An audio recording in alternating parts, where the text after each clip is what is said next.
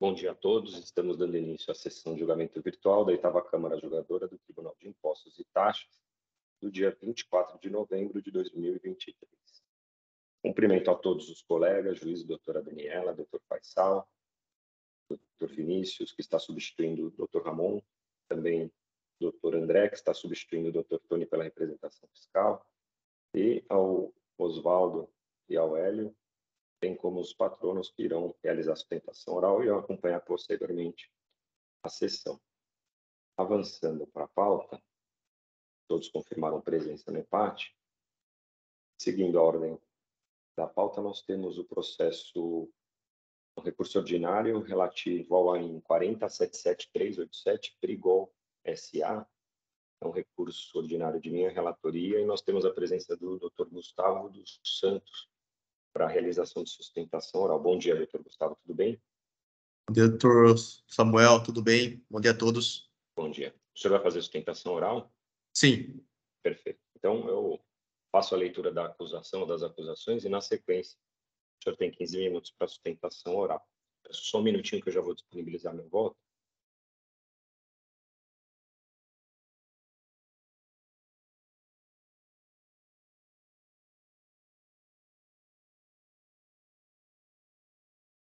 Registrada a sustentação oral. Então, são 4 itens, sendo que o primeiro é relativo a crédito indevido em decorrência de um imposto ter sido destacado em montante superior ao devido, sob o fundamento de que os estabelecimentos remetentes deixaram de aplicar a base de cálculo reduzida prevista no convênio 89 de 2005.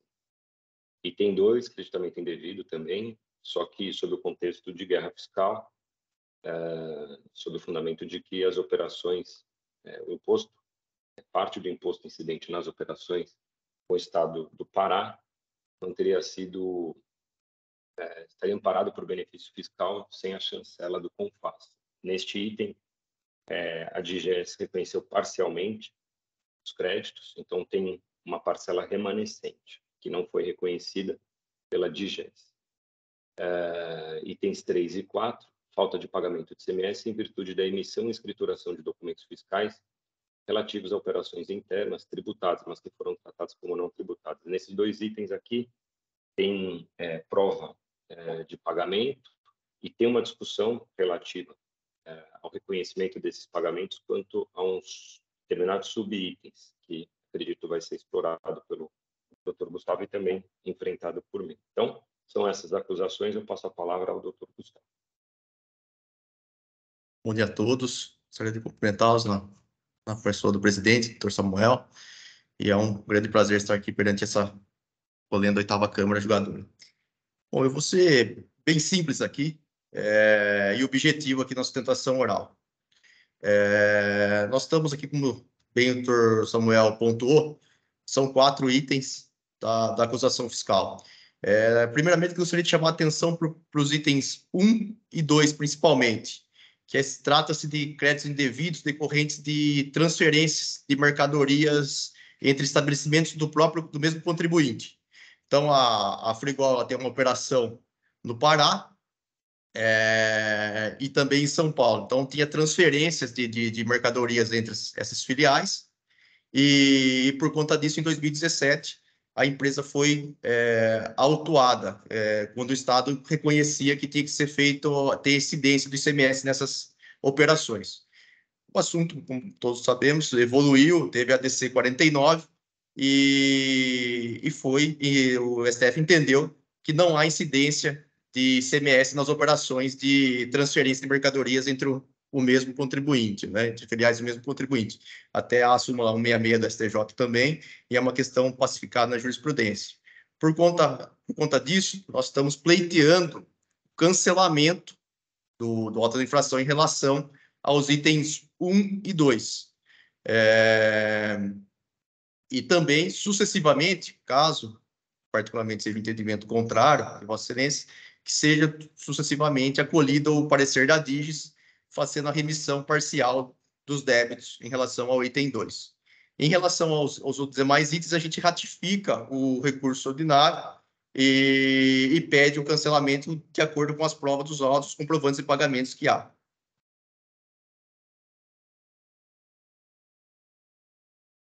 Perfeito, doutor Gustavo. Parabéns pela sustentação oral.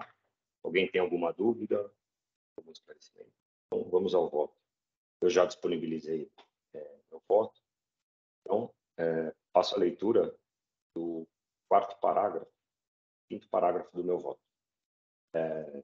Desculpa, terceiro parágrafo, porque tem aqui analiso a questão preliminar da decisão recorrida. Então, quanto à preliminar suscitada pelo autuado, entendo que o vício alegado na decisão de primeira instância não restou comprovado. A meu ver, o julgador de primeira instância enfrentou a questão atinente ao estorno do crédito, conforme pode-se verificar da análise das folhas 4928 e 4929. Portanto, deixo de acolher a alegação de existência de vício na decisão recorrida. No item 1, a acusação versa sobre creditamento indevido do ICMS em decorrência do imposto ter sido destacado em montante superior ao devido em documentos emitidos para cobertar operações interestaduais de transferências de produtos comestíveis resultantes de abate de gado bovino, sob o fundamento de que os estabelecimentos remetentes deixaram de aplicar a base de cálculo reduzida prevista no convênio 89 de 2005. Examinando os autos, restou comprovado que o imposto foi destacado em montante superior ao devido, pois os estabelecimentos remetentes deixaram de aplicar a base de cálculo reduzida prevista no convênio, o que originou o creditamento a maior. Da leitura da cláusula contida no aludido normativo do convênio, conclui-se que a redação adotada para fins de aplicação da redução de base de cálculo é impositiva. Ademais, consta que tal convênio foi ratificado pelo ato declaratório 9 de 2005, que, por força do artigo 10 da Lei Complementar 24 de 75, obriga todas as unidades da Federação. Adicionalmente, não restou evidenciado nos autos que o Estado do Pará não teria ratificado o aludido convênio. Sim, conforme previsto no artigo 6º da também Lei Complementar 24 de 75, tem-se que a redução de base de cálculo para os produtos comestíveis resultantes do abate de gado bovino encontrava-se vigente após o 30º dia da publicação do citado convênio. Então, tudo isso porque tem uma discussão e algumas alegações suscitadas pela autuada, no sentido de que o Estado do Pará não teria internalizado essa redução de base de cálculo. Mas não evidenciei nos autos, também fazendo uma pesquisa, não encontrei que não teria sido internalizada ou teria sido denunciado esse convênio pelo Estado do Paraná.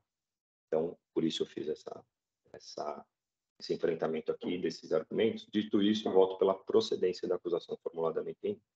No item 2, a acusação versa sobre creditamento indevido de ICMS sob o fundamento de que parte do imposto incidente nas operações não teria sido cobrada pelo Estado de origem, Pará, tendo em vista que as operações estariam paradas por benefícios fiscais concedidos sem autorização do CONFAS.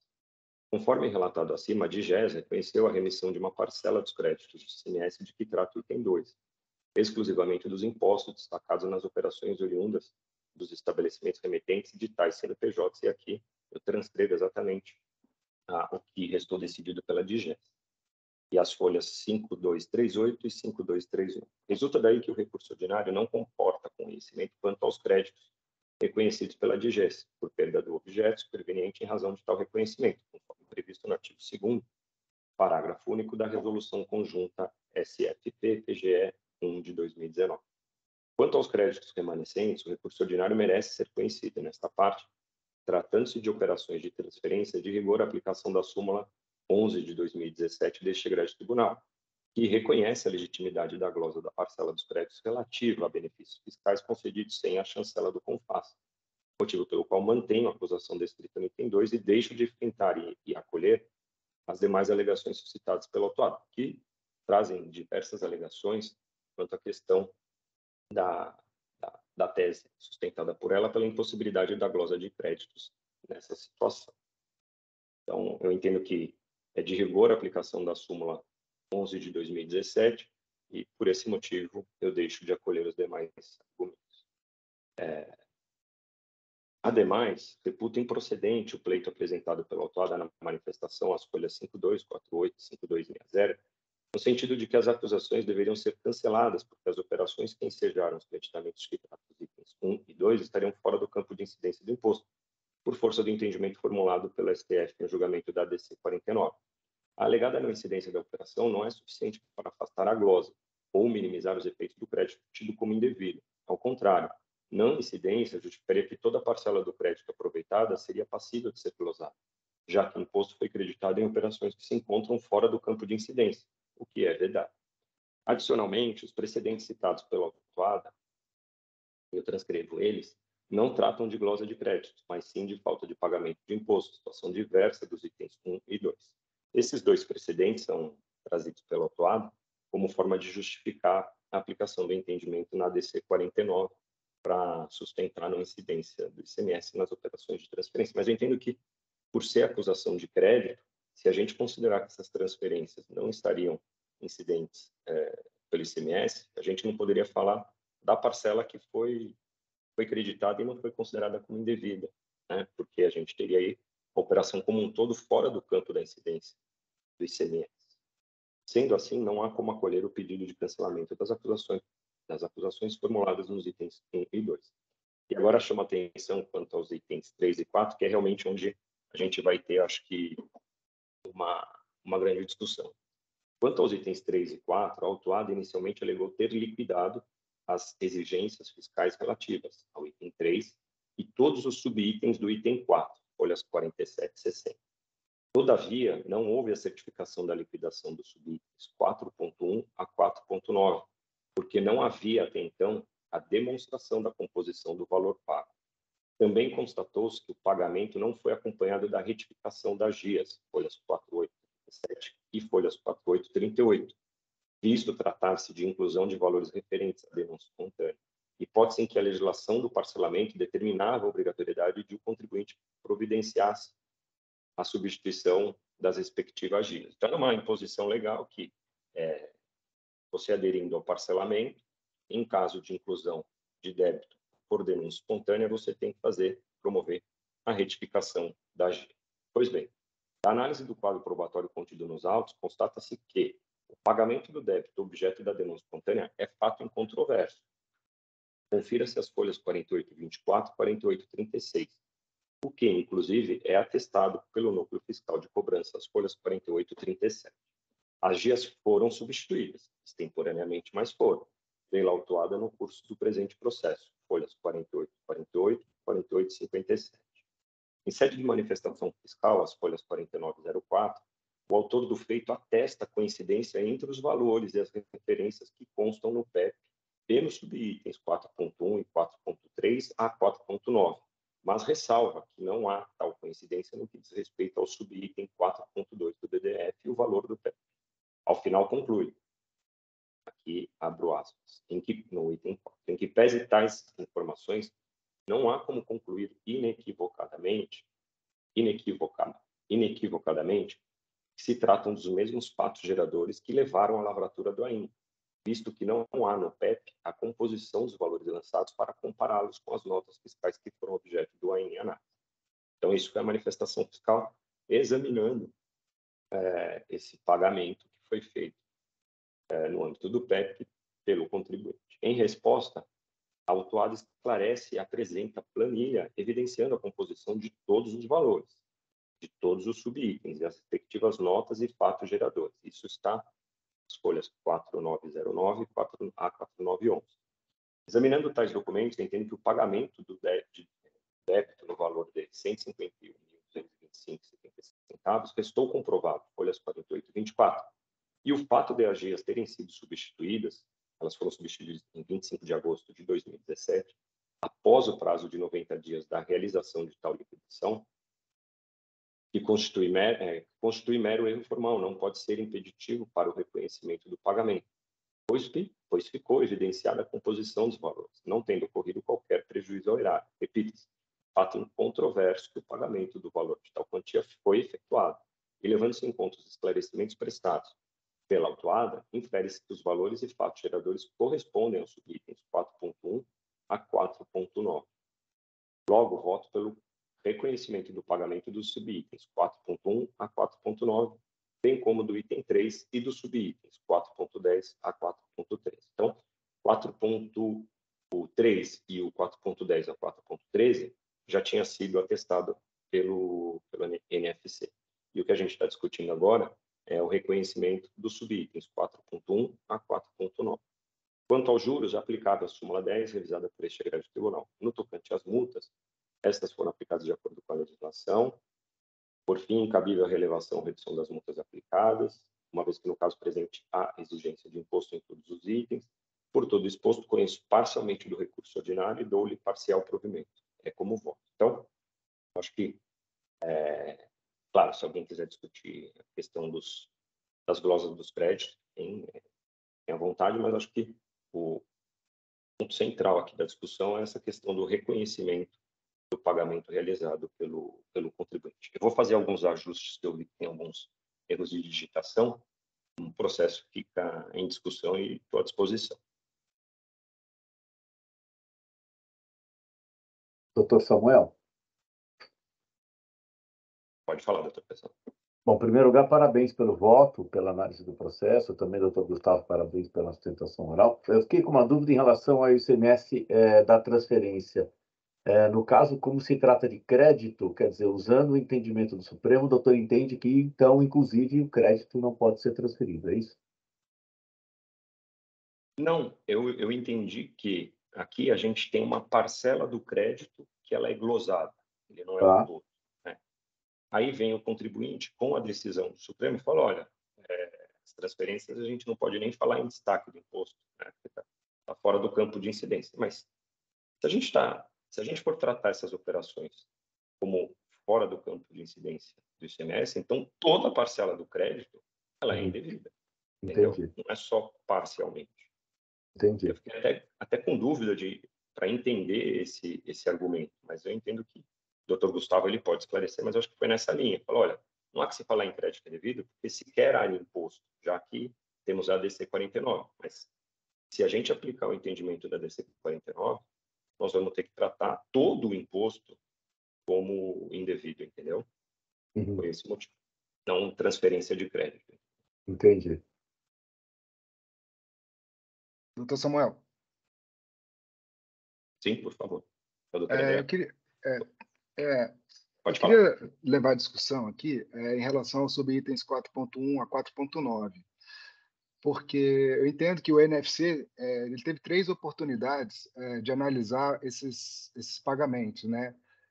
Conforme as folhas 4804, 4837 e as folhas 5050, né? 5.050.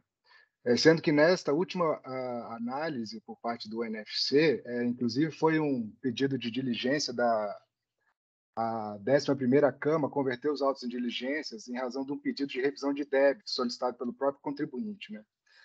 E então o NFC ele analisou todos os documentos juntados pelo contribuinte, né, em razão desse pedido de revisão de débitos. E em nenhuma dessas 3 oportunidades foi reconhecida, né, a confissão, o pagamento, tampouco o parcelamento desses subitens. Então, razão pela qual eu entendo que deve ser mantido, porque o próprio o órgão competente do fisco, né, que é o Núcleo Fiscal de Cobrança, ele teve a oportunidade de analisar isso, né, e em momento algum ele entendeu que esses itens, subitens, né, 4.1 a 4.9 teriam sido quitados, né? Isso fica evidenciado, mais uma vez, as folhas 50 e 50. Então, acho que esses itens devem ser mantidos no AI.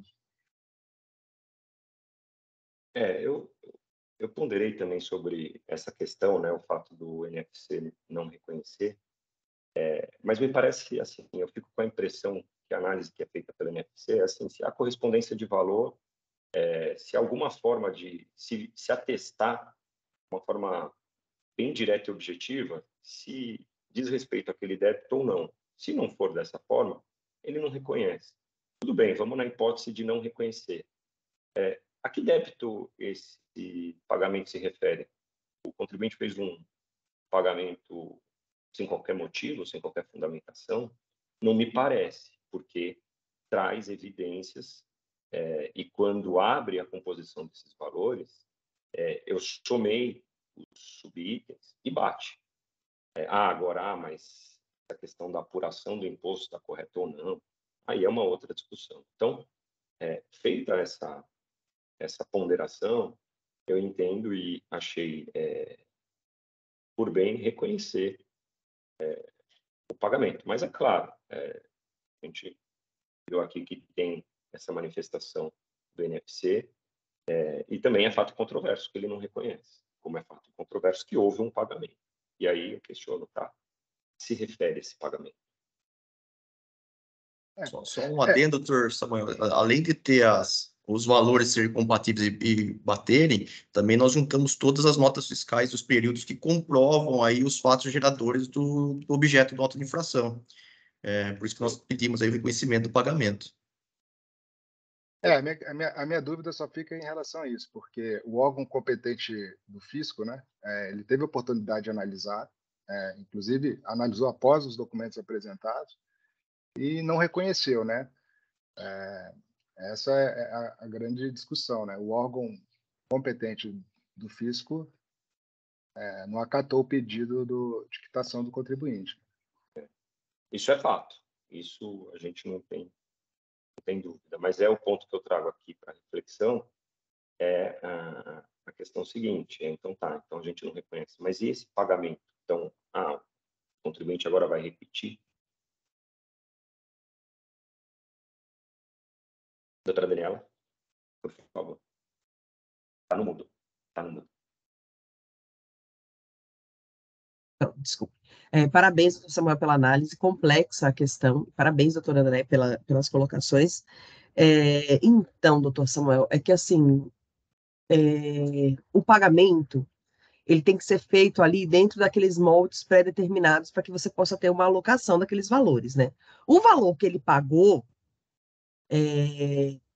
na manutenção do auto de infração, se esse valor tiver, digamos assim, solto, não foi atribuído a outro item devido pelo contribuinte, então, porque o contribuinte poderia, aqui supondo, né, não abrimos aqui a contabilidade do contribuinte para entender exatamente qual é essa situação, nem temos, eu pelo menos não tenho conhecimento nem competência para fazer essa análise. Lá no posto fiscal, a equipe lá tem, inclusive acesso e tudo mais.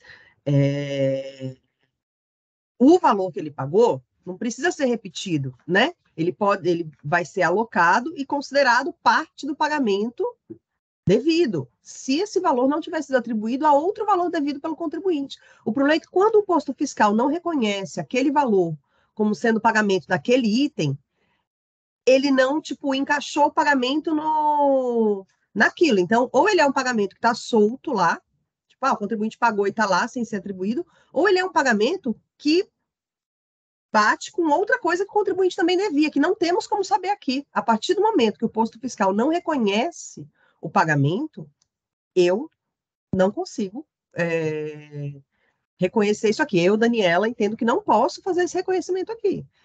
Porque eu não sei das outras coisas que tem na contabilidade do contribuinte. Ele alega que esse valor pago foi para isso. Porém, o posto fiscal não conseguiu fazer essa verificação. Aí eu entendo que temos que manter o item, e aí lá na frente ele vai poder fazer ou repetir o indébito, que eu acho difícil, é muito mais fácil que seja alocado em pagamento o valor já pago, entendeu? Mas não vai resultar em prejuízo, o valor que ele pagou vai ser considerado. Não vai perder aquilo que ele já pagou. Agora eu entendo pela manutenção da acusação nesse caso. Mesmo ele Porque tendo a juntado confissão... os documentos, doutora Daniela, minha dúvida. Como? Mesmo ele tendo juntado os documentos que o doutor Gustavo mencionou, mesmo assim.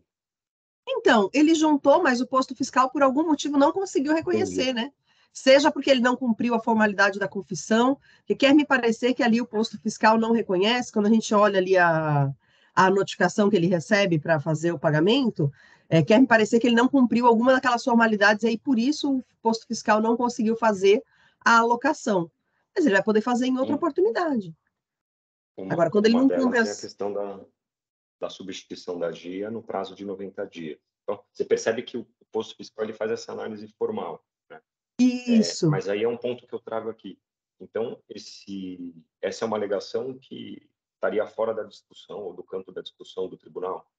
Não acho que está fora da nossa competência de discutir, não. Estou dizendo que eu, Daniela, não acompanho esse voto, porque entendo que eu não consigo visualizar a integralidade da contabilidade dele e saber com segurança, não me sinto segura de afirmar que tá tudo certo.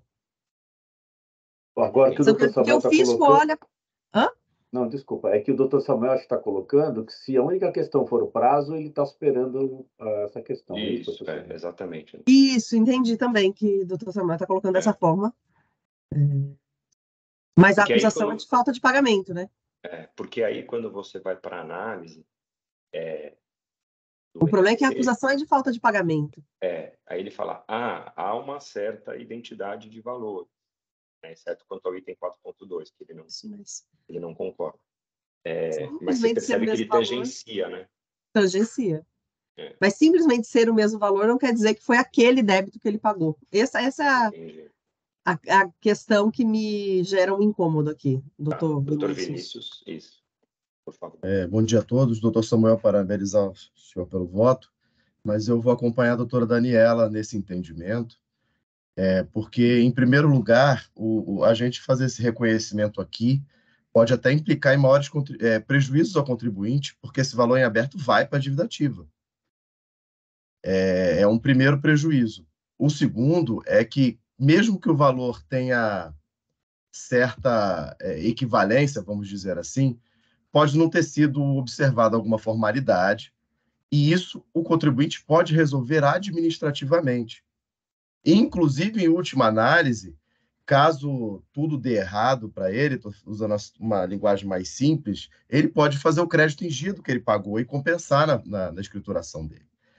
Então, a gente teria que ter uma noção muito maior do que aconteceu nessa situação, até para saber se o contribuinte não se equivocou no código de pagamento, na atribuição de juros, na atribuição de multa. Pode ter uma série de coisas que impedem o reconhecimento desse valor. E eu acho que fazer aqui pelo TIT, eu acho que, infelizmente, a gente extrapola um pouco do que a gente pode fazer. Inclusive, isso pode ser resolvido com um pedido de diligência. Que já foram, acho que foram já 2 ou 3 diligências, né? Sim, eu vi, doutor, mas quem sabe de uma forma mais pormenorizada, exigindo uma manifestação mais conclusiva, a gente consiga, ou, se não for o caso, o contribuinte pode fazer o crédito disso em dia. Então, ele não tem prejuízo necessariamente. Entendeu? Esse valor que ele pagou, todo valor pago equivocadamente, está no regulamento, está na lei. O contribuinte pode fazer o crédito em dia, independentemente de manifestação da fazenda. Então, esse é um caso que ele pode resolver administrativamente, e eu acho que acabou embolando o processo porque foi feito no decorrer do auto de infração. Né? Então, a própria dúvida que o senhor está suscitando e até, de certa forma, certificando em favor dele, ele pode tirar na seara administrativa. Né? Com recurso, recorrendo para o delegado tributário, tem uma série de coisas que ainda podem ser feitas, entendeu? Não consigo, como a doutora Daniela falou, entender ser esse a melhor forma de resolver esse caso. No mais, eu acompanho o voto de Vossa Excelência na integralidade. Esse ponto é que eu acho que pode gerar mais prejuízo para o contribuinte do que benefício. Entendi. Perfeito. Eu ainda estou fazendo alguns ajustes. Fiquem à vontade para discutir. O único ponto que me preocupa, eu não confesso que eu não verifiquei a data do fato gerador, né? Se o contribuinte ainda teria tempo hábil para eventualmente aproveitar esse crédito que ele fez prova nos autos. Agora, de fato, se o único impedimento é a questão formal, o posto não vai poder acatar o crédito, né? Porque vai dizer que ele não fez isso dentro do prazo. E o doutor Samuel está dizendo que ele entende que essa questão formal fica sanada com a comprovação do restante. Exato. Mas aí teria essas outras condições que a doutora Daniela, o doutor André, o doutor Vinícius trouxeram, né? O cômputo dos juros, a composição do imposto. Mas aí, assim, a gente está sempre passível de uma verificação condicionante, né? Doutor Faisal, de qualquer forma, se for apenas um equívoco formal, a Lei de Processo Administrativo de São Paulo permite que se faça o pedido de reconsideração, tanto para a autoridade como recurso para o superior hierárquico, que é o delegado tributário. Então, se for a mera formalidade, o impedimento ao reconhecimento, a própria empresa pode resolver isso administrativamente, pelos meios dentro da lei. Assim, estritamente dentro da lei, entendeu? Seguindo todas as formalidades. E as diligências que foram feitas até agora, nenhuma delas tratou desse ponto especificamente, trataram de outras questões. É isso? Ele trata das condições, requisitos, e aí na última que ele fala, olha, guarda alguma identidade, alguma similitude. Ele usa uma expressão Tá, que, assim, se percebe que ele não quer cravar, né? entendi. Mas ele fala, tem identidade os valores, mas não dá para saber se é dessas Entendi. operações, é como a doutora Daniela mencionou.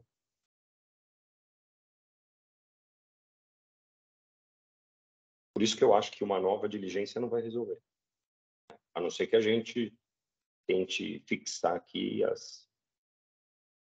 o contorno dessa diligência, entendeu? Assim, especificamente. Falar, não quero que você avalie sobre essa ótica formal.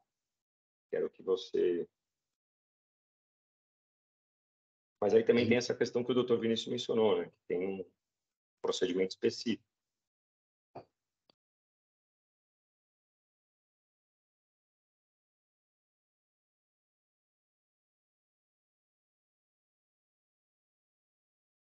Eu estou dando uma olhada aqui no relatório, são fatos de 2014, né? É isso?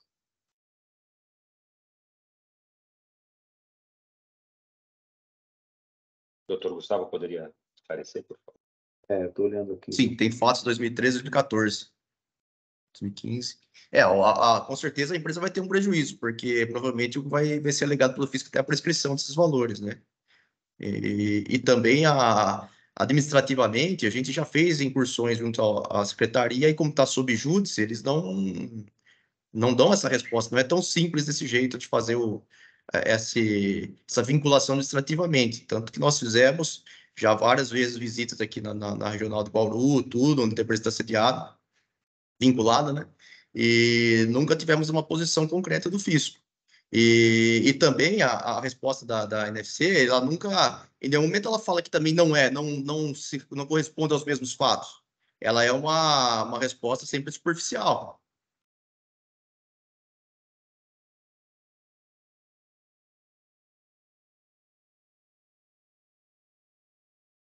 Aí, doutor Samuel, também acho que nas diligências, né, quer dizer, poderiam ter esclarecido, dizendo, olha, esses pagamentos não são do processo, são de outra coisa, conforme aqui. Quer dizer, ninguém também cravou nesse sentido, né?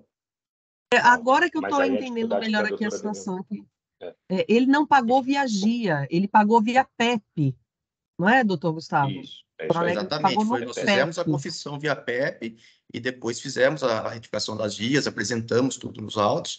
Então, não sei se é por esse motivo, mas não tinha motivo nenhum da empresa fazer um reconhecimento, lançar no PEP, e se não fosse algo que tivesse em aberto por causa da infração. Por isso eu mencionei, Isso é seria um estranho. pagamento imotivado, né? Tanto é que a me empresa parece. não tem o histórico dela desses períodos aí, não tem nenhuma outra infração, nada. É esse débito aí que nós estamos, que foi o objeto do parcelamento, e também, se há alguma dúvida, nós entendemos aí pela aplicação do 112 do CTN, né? Mas no termo de celebração do PEP, está certificado que é relativo a esse auto? Existe essa informação no PEP? Porque quando você celebra o PEP, você vincula determinados itens ao parcelamento incentivado. Então, por exemplo, pode ser pode ser imposto devido por entrada do estabelecimento de entrada interestadual, pode ser um monte de coisas. O termo de celebração em que você celebra o PEP com a Fazenda ou com a Procuradoria tem que ter uma vinculação. Esse termo resolve a questão. Sim, acho que tem. Eu estou procurando aqui, doutor Vinícius. Vou pegar Mas aqui eu também esse lembro de filme. ter visto, sim. Somente. Eu localizei aqui o PEP, é exatamente isso que eu estou olhando lá, para ver o que está apontando lá. Está em folhas 4.815, doutor Samuel.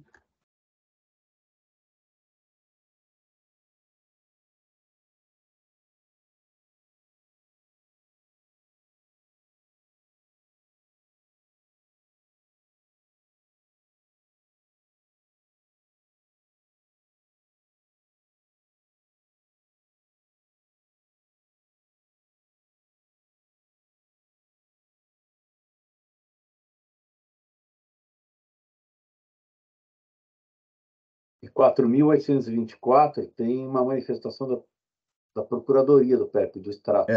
Em folha 4.815, está indicando que são débitos já inscritos em dívida ativa. 4.824 traz aqui o extrato detalhado.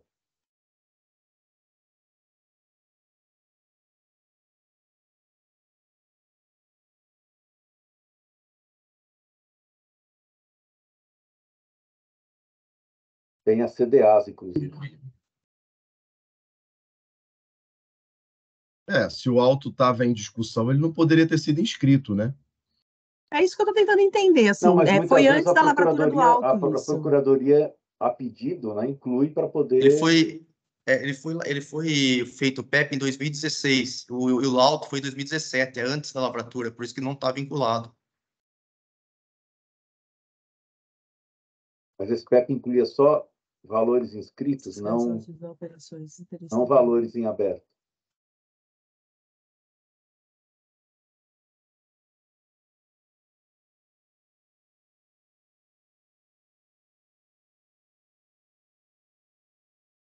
Se o PEP é anterior ao auto de infração, alguém tem que fazer essa vinculação. Porque pode ser exatamente esse É exatamente aí que está o problema. Que não está permitindo, É justamente que ele não faz esse encontro, e aí vem o contribuinte e apresenta os documentos, falando, olha, está aqui as notas, a composição desses valores resulta nesse valor de 151 mil. É aí que está o ponto do reconhecimento. Tanto é que você, olhando a manifestação, as manifestações, ela é sempre nessa linha, olha, tem a identidade e tal, mas não faz essa análise.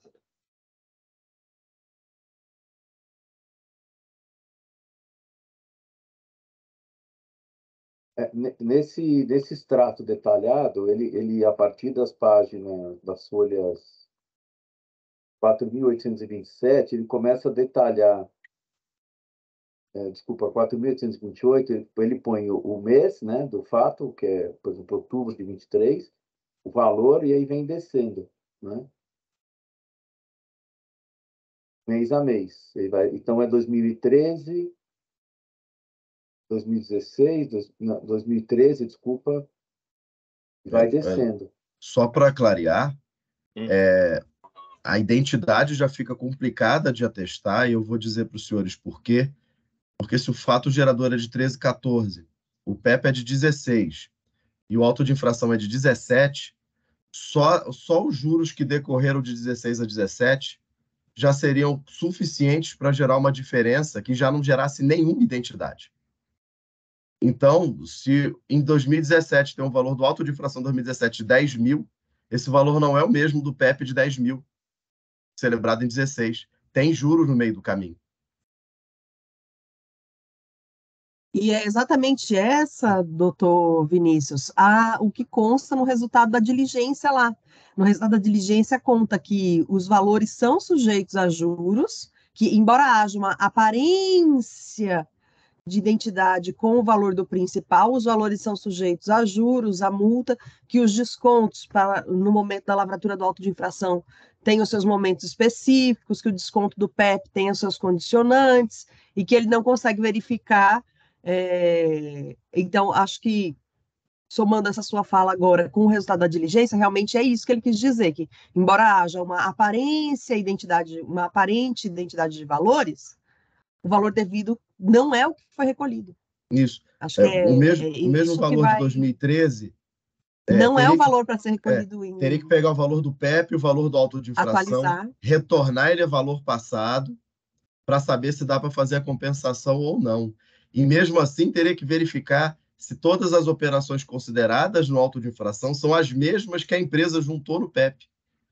É uma correspondência muito difícil de fazer, adianto para os senhores. Eu fui externo 12 anos.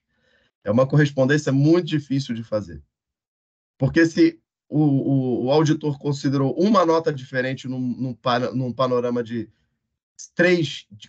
20 operações, já vai dar outro valor. Mesmo que em algum momento eles fiquem parecidos, não vai ser a mesma operação, entendeu? Porque mais importante até do que vincular valores, seria importante vincular operações. Sim, isso é. Não, e quer me parecer aqui que o recolhimento que ele fez foi do principal com o desconto do PEP. Até olhando aqui as notas fiscais e o que ele recolheu o principal com o desconto do PEP, sem a atualização. Uma sugestão, seguindo essa exposição e a fala da doutora Daniela e do doutor Vinícius, então seria assim, que se considere então a imputação desses valores em momento oportuno. Seria isso, né? Sem o reconhecimento. Exatamente. A manutenção da acusação com a imputação dos valores no momento da quitação do débito. Uhum. Ou no momento oportuno, como quiser constar. Os senhores puxariam uma preferência e aí a gente já... Posso fazer. Posso Perfeito. redigir. Perfeito. Posso redigir, colocando, inclusive, para que seja considerada a imputação em pagamento, que eu acho que é a melhor forma disso ser considerado, porque o contribuinte não vai poder se creditar do SINGIA pelo transcurso de prazo. Correto. Vendo aqui agora, na escrita fiscal dele, né, vendo aqui agora o prazo que transcorreu, né, não será permitido a ele se creditar na escrita fiscal. Não, de jeito nenhum. Estamos muito fora do prazo que ele poderia se creditar. Porém, a imputação em pagamento é ok. Uhum. Dadas essas dificuldades em identificar o reconhecimento dos fatos geradores. Isso, com certeza. Tá bom. Eu acho que é a forma... a melhor justa solução para todos. Sim. É a forma justa, né, de ser feito. Sim. Porque o que ele pagou tem que ser reconhecido, com certeza, sim. não tem dúvida. Sim. Mas posso fazer preferência, doutor Samuel? Perfeito. Eu já estou registrando o voto, então ela pode ir. Vocês sabem que eu demoro um pouquinho para fazer a preferência, né? Eu demoro um pouquinho para escrever, então eu vou pedir. A senhora, eu tenho um processo Brasfish que eu não trouxe voto, tem sustentação oral, que a gente poderia fazer é ouvir a sustentação oral, o doutor Gustavo fica aqui com a gente, e a doutora Daniela tem um tempo razoável para... Podemos. Pode ser? Perfeito. Só eu acompanho integralmente o voto do doutor Samuel, tá? É só esse ponto mesmo que eu vou divergir, então uma coisa breve. Eu vou ter que só editar aqui meu voto, que não é conhecimento integral, é conhecimento parcial.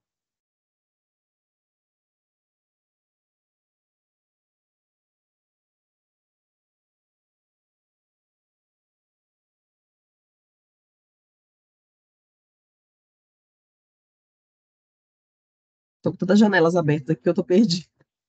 Vou localizar aqui e vou escrever. Então, doutor Igor de Araújo, ele estava aqui acompanhando. Doutor Igor, bom dia. Bom dia. Bom dia. Eu já adiantei, doutor Igor, que eu não trouxe voto, queria ouvir a sustentação oral. Então, a doutora Daniela vai seguir elaborando voto de preferência naquele processo anterior. Então, a gente poderia aproveitar, se o senhor for fazer sustentação oral, a gente poderia partir agora para a sua sustentação oral, já adiantando que eu não trouxe voto. E aí eu pergunto, o senhor vai fazer sustentação ou era acompanhamento de julgamento? Sim, vou fazer a sustentação oral. Perfeito. Então, é um recurso ordinário de minha relatoria, é o AIM 4150-743, Brasfish Indústria e Comércio de Alimentos Limitada. Eu faço a leitura da acusação ou das acusações e, na sequência, o senhor tem 15 minutos para a sustentação oral, ok?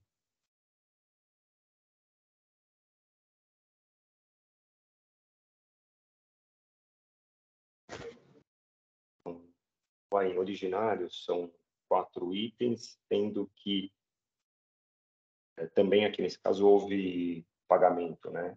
E restou ao debate, então somente o item 2, que é falta de pagamento de ICMS no valor de tanto, por não haver escriturado regularmente no livro fiscal próprio, no livro de registro de saída, as notas fiscais emitidas, relativas a operações tributadas. Então, falta de pagamento em decorrência da falta de escrituração das notas fiscais de saída no livro de registro de saída. Essa é a acusação remanescente. As demais têm notícias de prova de pagamento. Então, com a palavra, o doutor Igor. Bom dia a todos.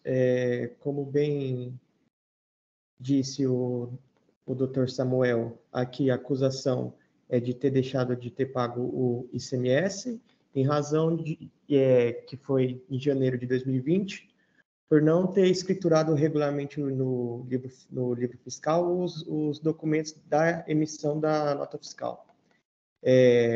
Na decisão recorrida, o foco da análise aqui foi justamente o descumprimento dessa obrigação acessória, que competia ao contribuinte, que consiste em entregar ao fisco as informações para que ele pudesse apurar esse montante do imposto, que são os livros de entrada, de saída e de apuração do ICMS, que é a GIA e a FD-ICMS-IPI.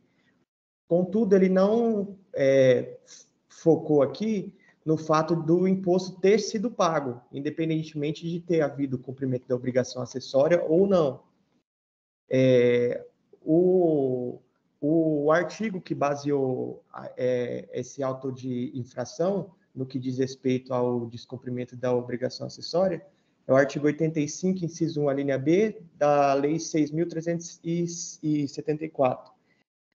Aqui, basicamente, considerando a regra matriz dessa norma, ela tem lá a descrição dos fatos, que é a falta de pagamento do imposto, que seria o fato gerador, e o consequente dessa norma seria a multa de 75% e a exigência do imposto. Então, toda a análise ela não foi feita exatamente sobre o pagamento ou não do imposto, mas somente sobre essa ausência da entrega das obrigações acessórias, que aqui pode ser considerada como uma norma secundária.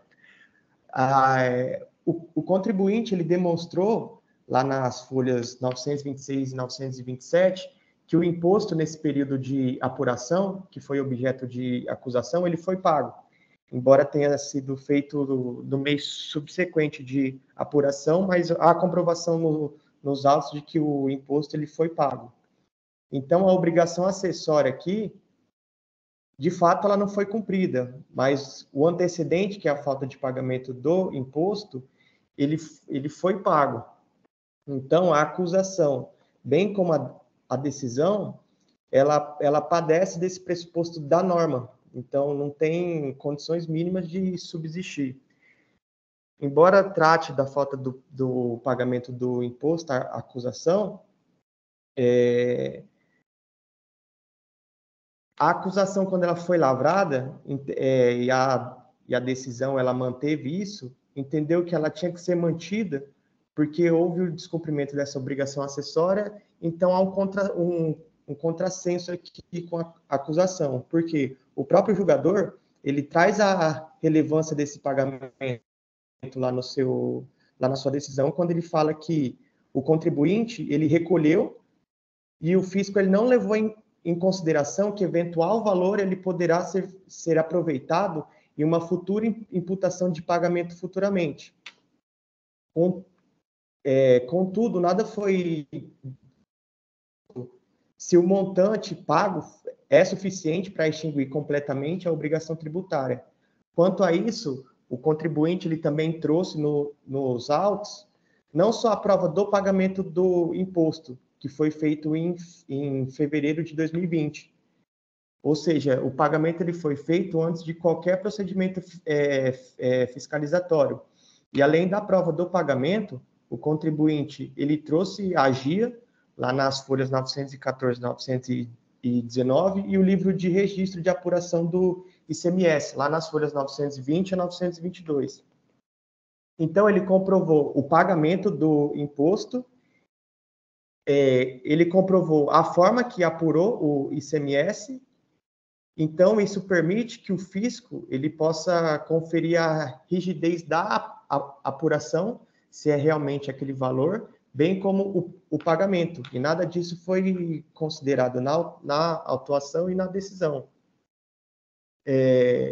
Então, embora a GIA e a FD ICMS-IPI ela não tenha sido entregue, mas houve a retificação e foi entregue posteriormente, ela ocorreu antes da lavratura do auto. Por quê? Porque a entrega ela se deu em 4 de agosto de 2022 E a lavratura, ela ocorreu em 3 de outubro de 2022.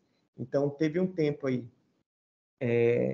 A decisão ainda, ela trouxe que o procedimento da recorrente de entregar posteriormente as obrigações acessórias, ela está em confronto com o que está disposto lá no artigo 15º, parágrafo 5º da portaria CAT 147 de 2009. Por quê?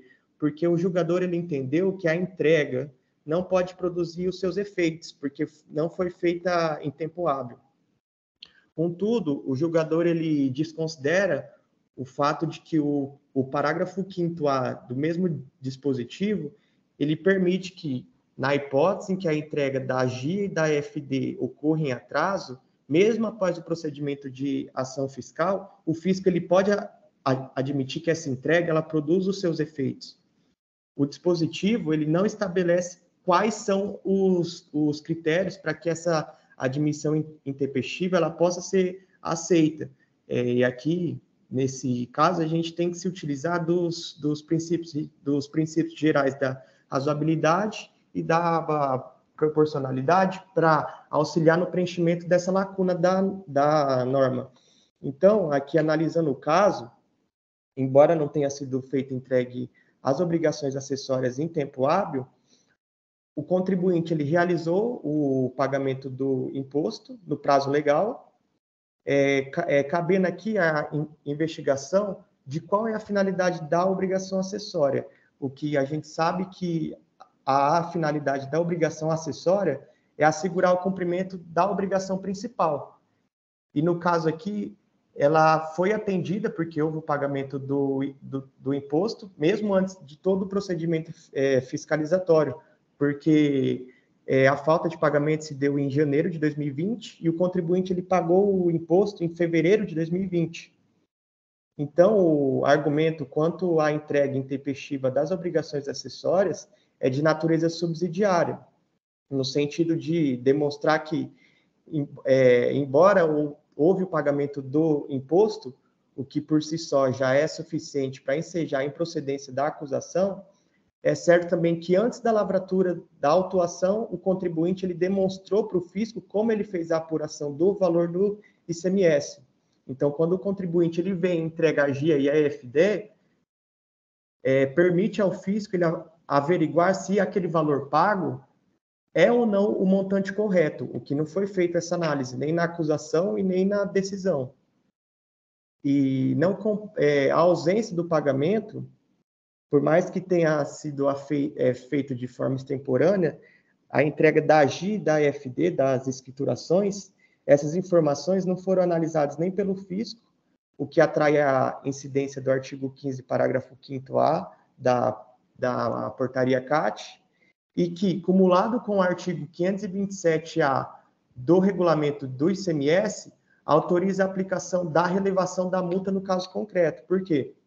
Os requisitos para relevação da multa, ou, ao menos, a sua redução, encontram-se presentes. Por quê? Porque o contribuinte ele não incorreu nas práticas de atos com dolo, fraude ou simulação. Tanto é que ele fez o pagamento e apresentou posteriormente as obrigações acessórias. Então, o que o contribuinte espera é que, diante do pagamento tempestivamente realizado, bem como as retificações das obrigações acessórias, que permite que o fisco ele possa se certificar da rigidez dos pagamentos, que a acusação ela seja anulada. Porém, subsidiariamente, caso não seja esse o entendimento de anulação total da acusação, que a multa ela seja relevada com base no artigo 527-A do regulamento do ICMS.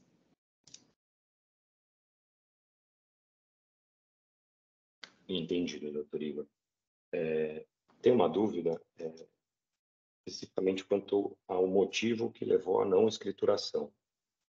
Gostaria de saber se tem um motivo específico, operacional, de sistema, houve um dado momento que a empresa teve algum problema em registrar, porque fato incontroverso é que houve a emissão das notas, né? O contribuinte emitiu as notas fiscais de saída. Mas o senhor saberia dizer qual o motivo levou para a não escrituração nesse período?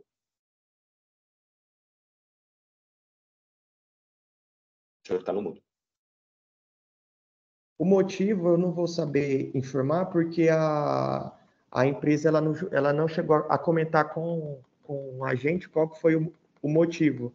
Mas nesse período, eles estavam tendo alguns problemas em relação ao que eles utilizam lá para fazer essa emissão no sistema interno deles, porque eles têm um sistema onde eles fazem esse controle de emissão. Só que eu não sei se realmente foi esse o fato, mas eles comentaram que eles estavam tendo alguns problemas internos em relação a sistemas. Entendi. Tá bom, perfeito. Como dito, eu não trouxe voto, queria ouvir a sustentação oral, então eu retiro o processo da pauta, já disponibilizo por um novo agendamento. E antes de encerrar, gostaria de saber se mais alguém tem alguma dúvida ou podemos encerrar a participação aqui do doutor Igor. Então, como ninguém tem nenhum pedido de esclarecimento, doutor Igor, então eu vou retirar o processo, volta para uma próxima pauta, e caso o senhor queira continuar aqui com a gente, fique à vontade. Obrigado. Obrigado. Bom dia. Eu tive um problema aqui tive um pico de energia elétrica e a internet caiu. Então, eu vou ter só que dar um reset no modem, é coisa rápida. Vou pedir só mais uns minutinhos, que aí eu consigo restabelecer a internet. Não estou conseguindo fazer ou dar comando nenhum aqui no EPAC. Só um minutinho.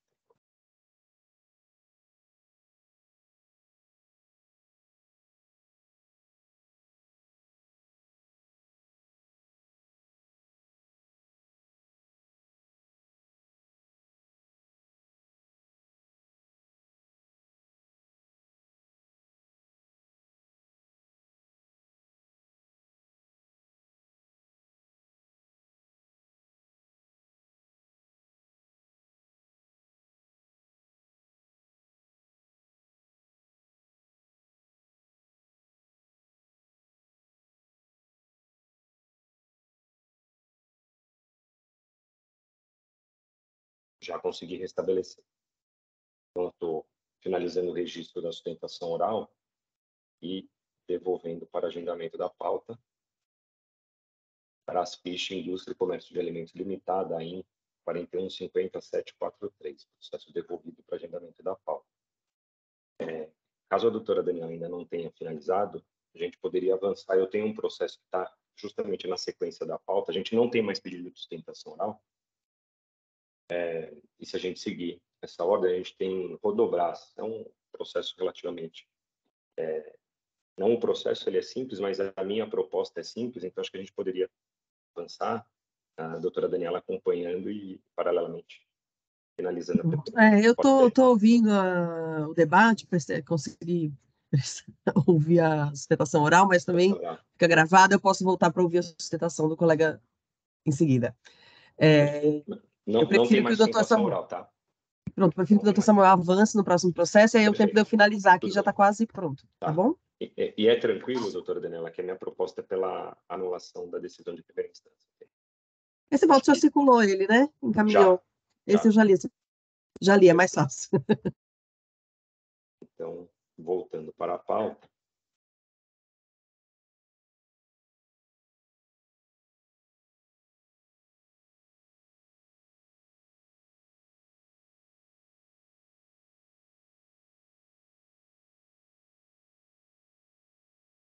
Passamos agora ao recurso ordinário. Doutor Samuel, perdão pela interrupção, bom dia.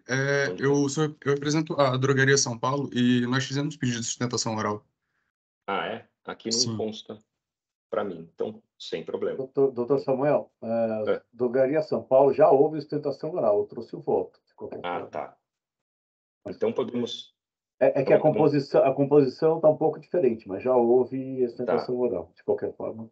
Mas se o doutor Ilha não se importar, a gente poderia seguir nesse processo que é relativamente mais simples e não tem sustentação oral. O senhor fica aí, acompanha, e eu volto a chamá-lo assim que a doutora Daniela finalizar aquele primeiro processo. Ela vai conseguir também acompanhar com mais atenção a sustentação oral ou pedido de esclarecimento, tá bom? Perfeito, peço desculpa pela interrupção, mas obrigado. É providencial, claro. Então, é um recurso ordinário de minha relatoria, AIM 41.33005, Rodobras Transportes Rodoviários Limitada. Como dito, a minha proposta ela é mais simples, mas eu entendo que o caso é um pouco complexo. E por isso até estou fazendo a proposta de anular a decisão de primeira instância, porque eu entendi que não houve devido cotejo, análise dos argumentos e das provas apresentadas pelo contribuinte. E aí vou explicar por quê.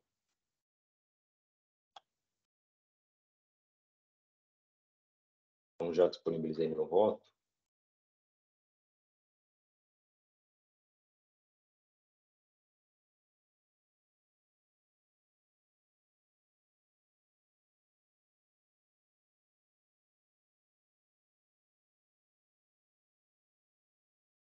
São duas acusações, todas relacionadas ao mesmo argumento. O item 1 é falta de pagamento de ICMS relativo a operações tributadas consideradas como não tributadas, sob o argumento de que se trata de redespacho e não subcontratação, dada a tese fiscal que sustenta que os serviços não foram executados por uma só transportadora da origem ao destino final. E por esse mesmo motivo, não se tratar de subcontratação, mas sim redespacho, houve falta de emissão de CTRCs relativos à prestação de serviços interestaduais e intermunicipais. Então, o ponto aqui fundamental para essas duas acusações é que o FRE autuante entende que, dadas as informações contidas nos documentos que foram preenchidos pela autuada, não se trata de subcontratação, mas sim de redespacho, porque ele entendeu que parte do trajeto teria sido executada pela autuada, e não todo o trajeto como subcontratação. Então, o ponto nodal da discussão travada no presente AIM é saber se os serviços de transportes de que trata os itens 1 e 2 enquadram-se como subcontratação ou redespacho. A tese fiscal está fundamentada na constatação de que os DACTS, documentos auxiliares de conhecimento de transporte, emitidos pela autuada, apesar de indicarem subcontratação, constam como expedidor e tomador de serviço a DHL, motivo pelo qual o autor do feito concluiu tratar-se de redespacho e não subcontratação. Por outro lado, sustenta a autuada que a relação jurídica existente é de subcontratação e não redespacho. Então fica essa discussão.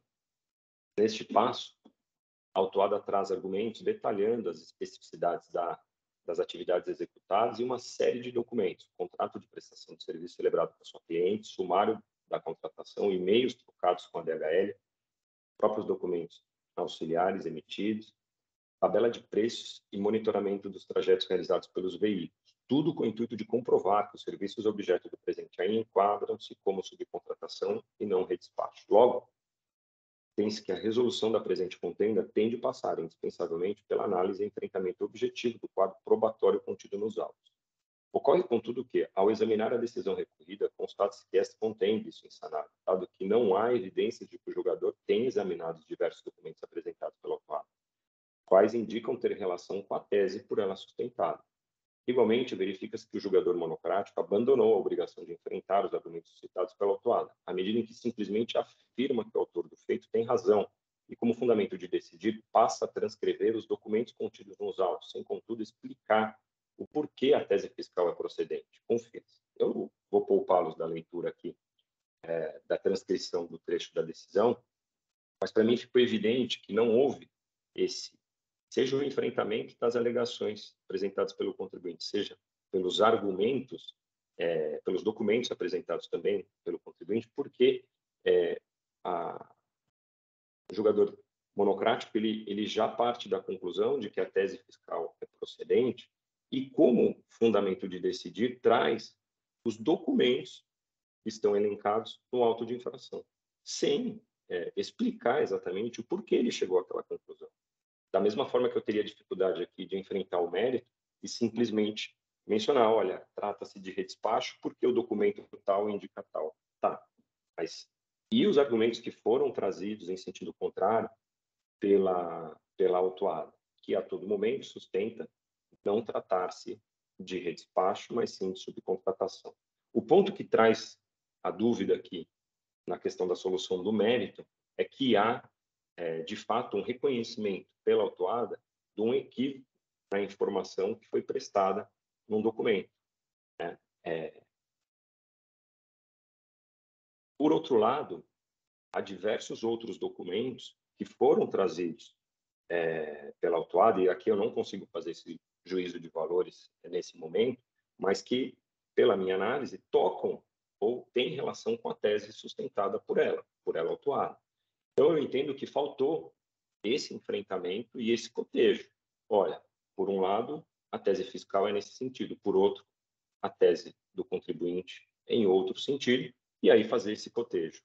E eu fico com a impressão que na decisão de primeira instância isso não ocorreu, já que ela parte da conclusão e vem como fundamento trazendo os argumentos, reproduzindo a fala dos documentos que foram apresentados sem qualquer tipo de enfrentamento. E quando ela fala, uma única vez, quando ela passa no que parecia enfrentar os argumentos da contribuinte, ela simplesmente fala o seguinte: já é o item 17 da decisão, já nas defesas apresentadas, a autuada pede para apresentar novas provas, pois deve ter percebido que os seus argumentos não são suficientes para iludir o trabalho fiscal.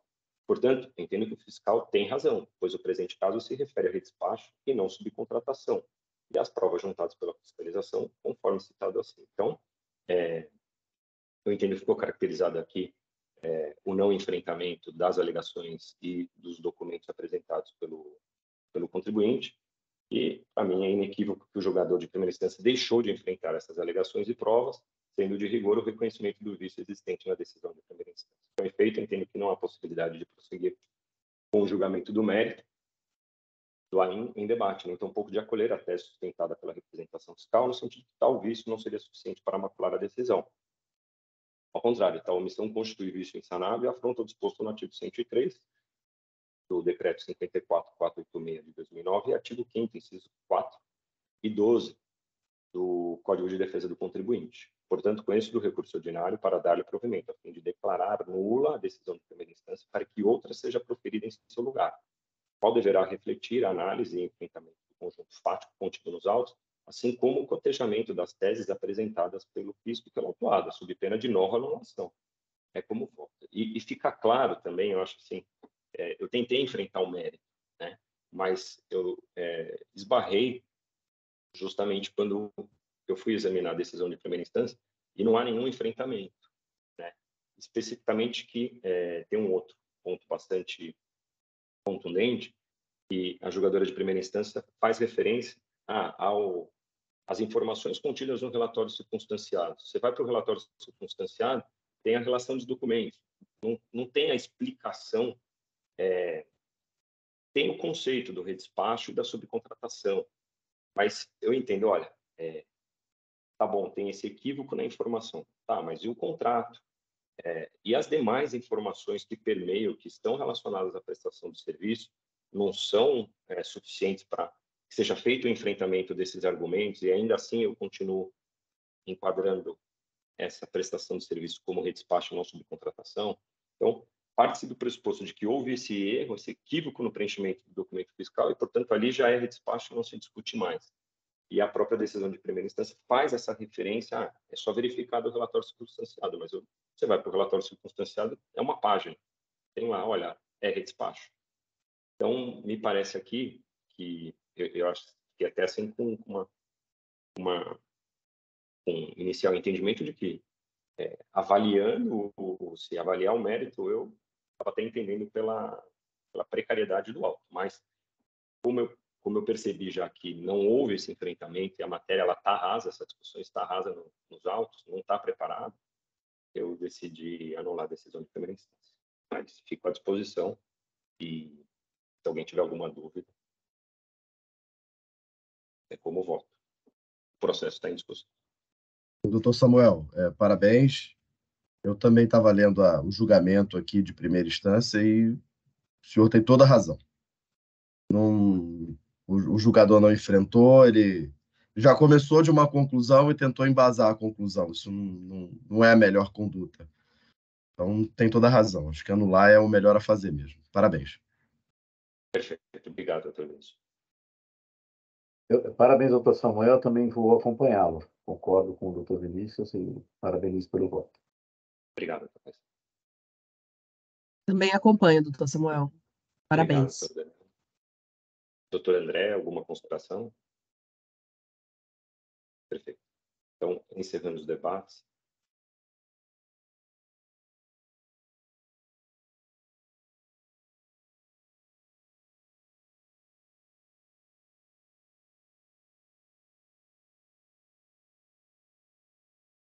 Um minuto, eu estava fechando as janelas todas que eu tinha aberto aqui e fechei a janela principal. Não é fácil, né? Eu estava com muita coisa aberta, desculpa. Encerrando os debates. Mas terminei o... Deixa só eu voltar aqui. Tá. E tem um problema, acho que o EPAT, ele vai abrindo numa segunda página, né? Quando a gente põe acesso ao processo. Então, aí me atrapalhei. Então, é verificação de quórum. Estou entrando, está chegando.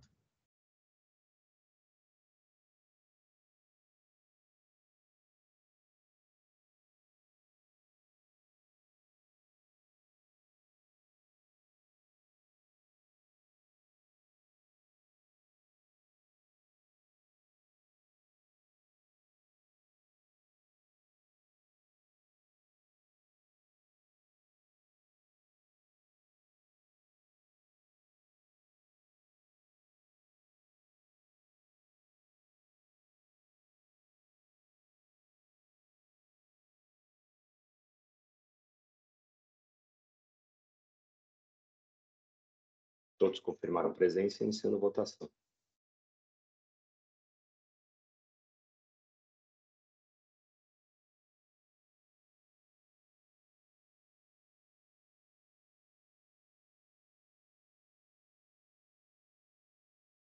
Todos votaram, então, unanimidade pela anulação da decisão de primeira instância. Então, encerrando a votação e julgamento do AIN 41.33005, Rodobras Transportes Rodoviários Limitados. Julgamento encerrado.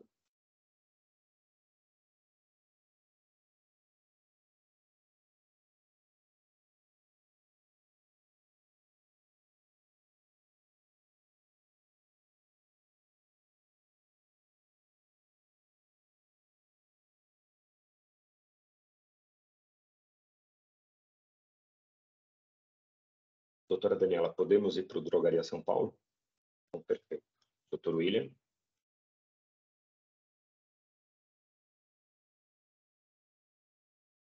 Olá, bom dia, tudo bem? Bom dia, tudo bom? Seja bem-vindo à oitava Câmara. Muito obrigado. Como dito, então, é um recurso misto, né? De relatoria do Dr. Faisal, é o AIN 41.41.1043, Drogaria São Paulo S.A. O Dr. Faisal já mencionou que o sustentação oral, mas a gente estava em outra composição, né? Então, o senhor tem a faculdade de realizar novamente, o senhor vai fazer a sustentação oral ou só acompanha o julgamento? Posso fazer sustentação oral, não tem problema. Perfeito. Então, doutor Faisal, por favor, faça a leitura da acusação, das acusações e, na sequência, o doutor William tem 15 minutos. Tá bom, obrigado, doutor Samuel. Bom dia, doutor William. São duas acusações. Uma é falta de pagamento de ICMS, no montante descrito no item 1, de março de 2016 a abril de 2017, por emissão de nota fiscal eletrônica relacionada ao demonstrativo 1, operações tributadas sem destaque devido do imposto. E o item 2 é falta de pagamento de ICMS, também no valor constante do item 2, no período de março de 2016 a abril de 2018, referente a montantes indicados no demonstrativo 2, na qualidade de substituto tributário, por se tratar de mercadorias sujeitas ao regime que recebeu sem que haja comprovação de que houve retenção do imposto nos termos do 426A do regulamento do ICMS. Então, são duas acusações, uma de ICMS na transferência entre estabelecimentos e outra de ICMS-ST na entrada do Estado. Essas são as acusações, doutor Samuel, eu devolvo a palavra. Obrigado, doutor Faisal. Com a palavra, o doutor William. Perfeito. Mais uma vez, obrigado pela oportunidade de realizar a sustentação oral. Bom, como bem relatado, o auto de infração aborda duas infrações supostamente cometidas pela Drogaria São Paulo. A primeira delas, a menor, na verdade, correspondente à transferência entre estabelecimentos da Drogaria São Paulo no período compreendido entre março de 2016 e abril de 2017.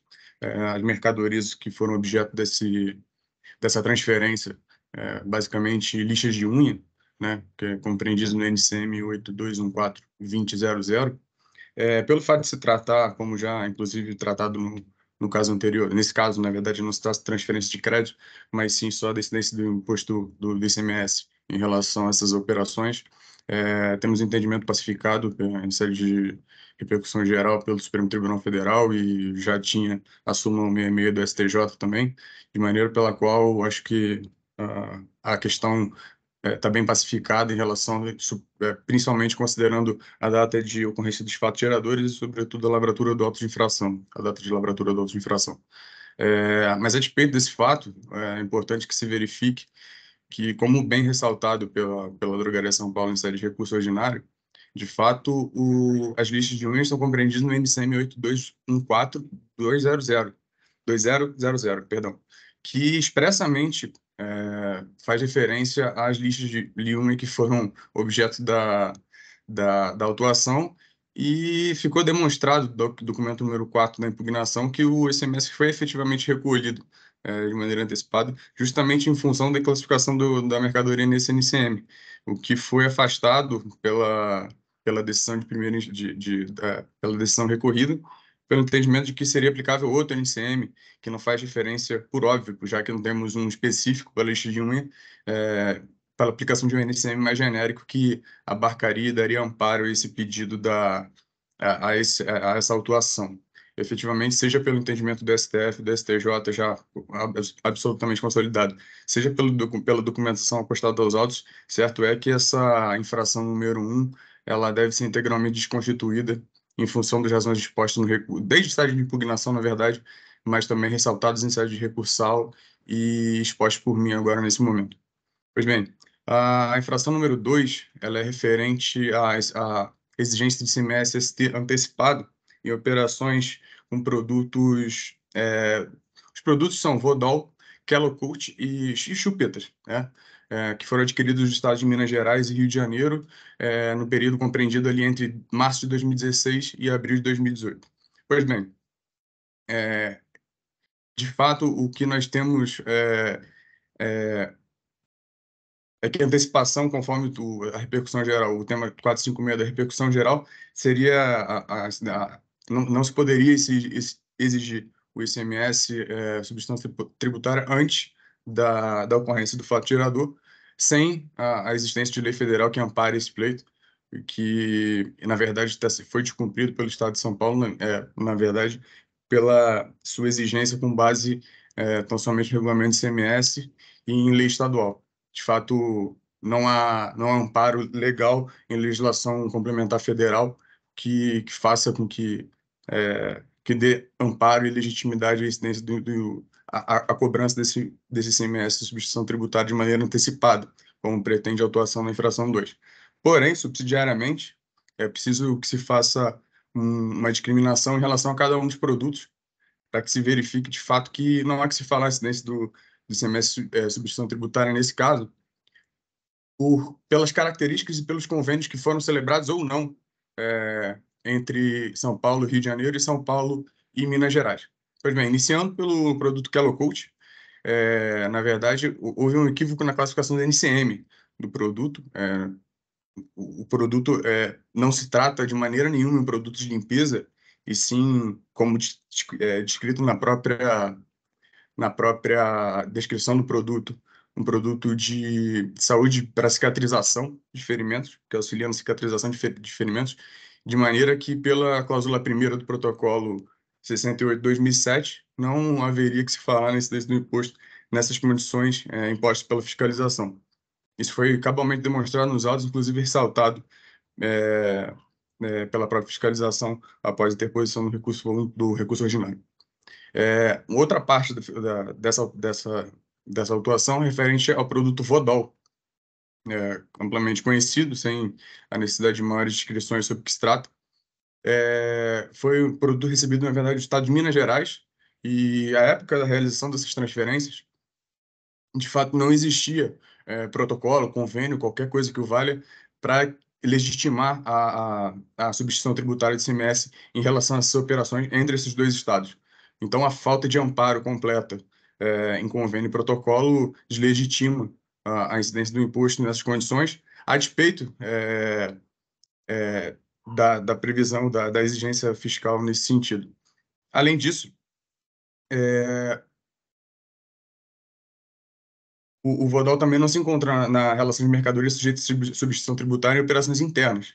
O artigo 313G do Regulamento ICMS, que ficou vigente até 31 de dezembro de 2019, ele afasta o VODOL não constava dessa relação, razão pela qual a incidência do imposto, a exigência do imposto nessas circunstâncias, de fato não tem que existir, não subsiste, não possui amparo na legislação paulista vigente à época dos fatos geradores. Importante destacar também que na decisão de primeira instância ficou consignado que a Drogaria São Paulo teria feito recolhimento de imposto em algumas operações que aconteceram anteriormente e que, por isso, seria legítima a autuação nesse sentido. De fato, em períodos anteriores houve o recolhimento do ICMS nessas operações com o VODOL. Contudo, isso de maneira nenhuma vincula ou traz qualquer caráter de ilegalidade, eis que a habitualidade e as práticas dos contribuintes não têm poder de lei para a exigência de qualquer imposto. Então, carece de qualquer fundamento esse ponto da decisão de primeira instância. Por fim, o último item, objeto do item 2 do auto de infração, é em relação às chupetas que foram adquiridas do Estado do Estado de Minas Gerais também, perdão, e é expresso o convênio 36 de 2009, atribui expressamente a responsabilidade pelo recolhimento do ICMS ST ao remetente dos produtos.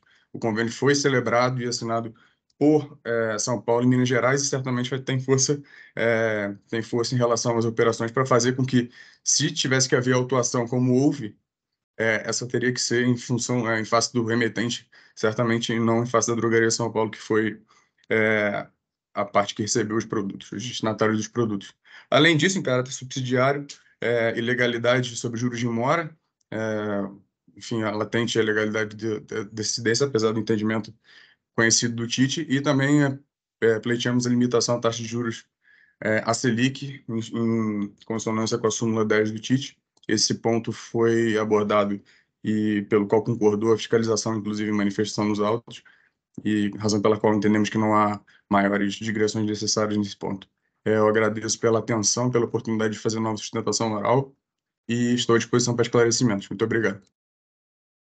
Obrigado, doutor Ilha. Parabenizo pela sustentação oral. Alguém tem alguma dúvida? Então, vamos ao voto, doutor. Obrigado, doutor Samuel. Doutor William, parabéns pela sustentação oral. Eu lancei uma versão atualizada do voto e eu vou começar a partir do item 10, né, porque até o item 9 vem o relatório. Então, quanto ao item 1 do auto, observa-se que a infração lavragem de desfavor da Drogaria São Paulo por deixar de pagar ICMS nas operações tributadas sem destaque do imposto. O recorrente alega que nas operações de transferência de mercadorias entre estabelecimentos do mesmo contribuinte não haveria ocorrência do fato gerador de ICMS, conforme teria reconhecido a súmula STJ 166. Como também o Supremo Tribunal Federal teria se posicionado pela inconstitucionalidade da cobrança de ICMS nas operações de transferência de mercadorias entre estabelecimentos do mesmo contribuinte no julgamento da repercussão geral de tema 1099.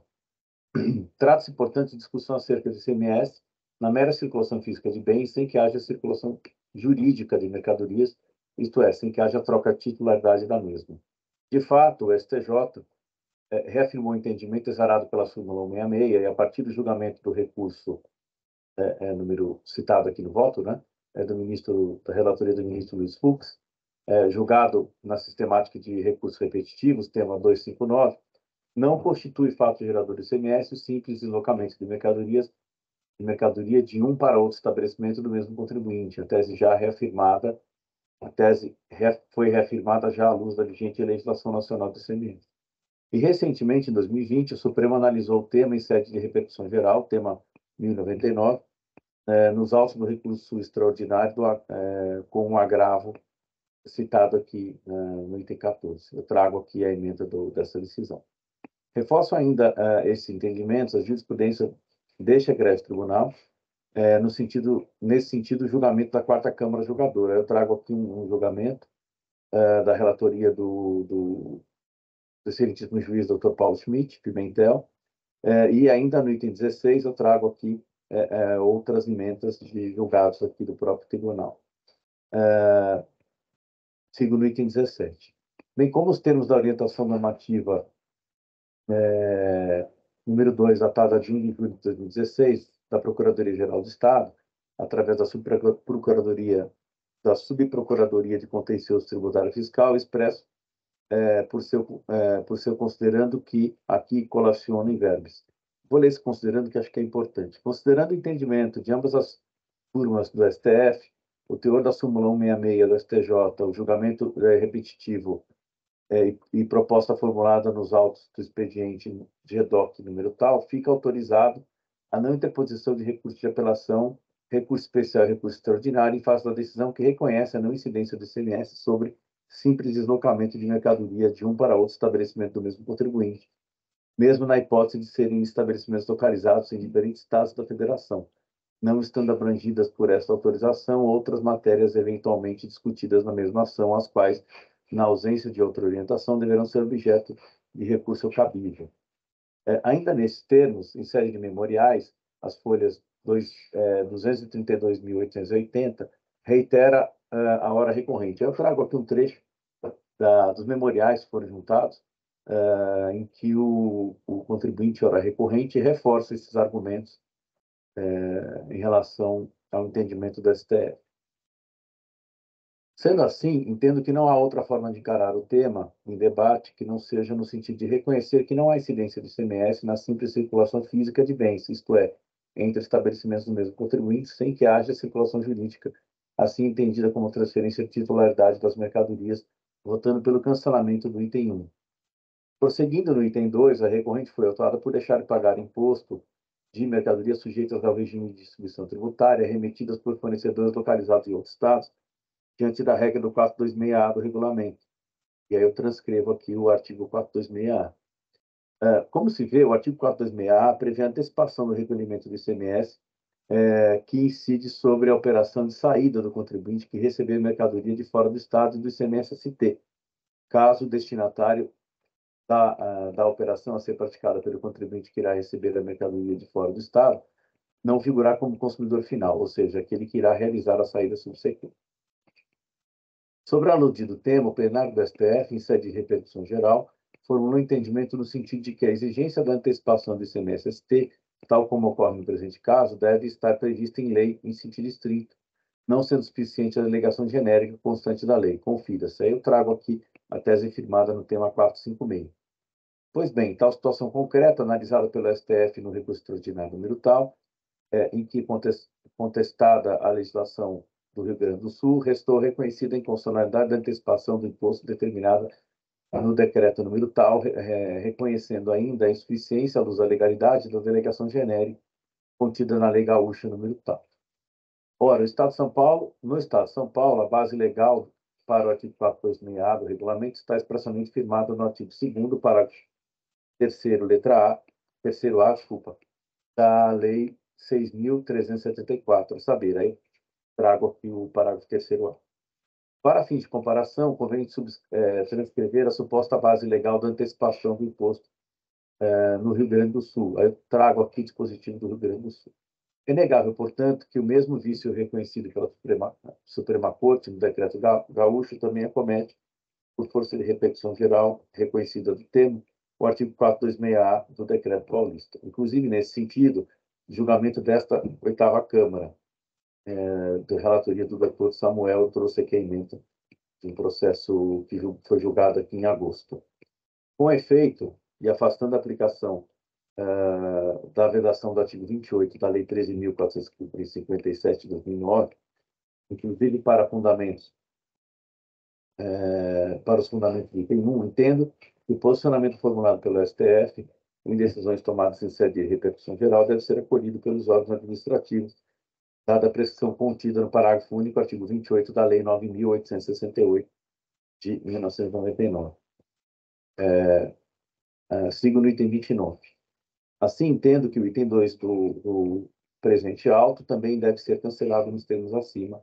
Desta forma, nos termos acima e consoante interpretação do artigo 28 da Lei 13.457, combinado com o artigo 15, artigo 489, parágrafo 1º, inciso 6 e artigos 926 e 927 do Código de Processo Civil, o auto deve ser cancelado para adotar o posicionamento sedimentado pelo STF. Dispositivo, diante do exposto, voto pelo conhecimento do recurso ordinário para dar-lhe provimento nos termos deste voto, reformando a decisão recorrida e cancelando o AI integralmente. O recurso de ofício conhecido e não provido nos termos do parecer da representação fiscal de folhas. É como voto e devolvo a palavra ao doutor Samuel. Agradeço a atenção de todos.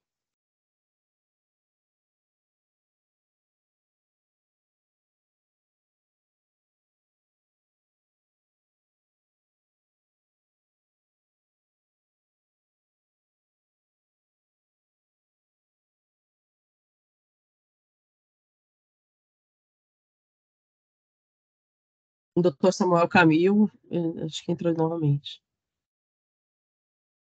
Tá bem. Tá bem. Acho que entrou. Entrou sim, ele está aqui de novo, mas está sem a câmera, né?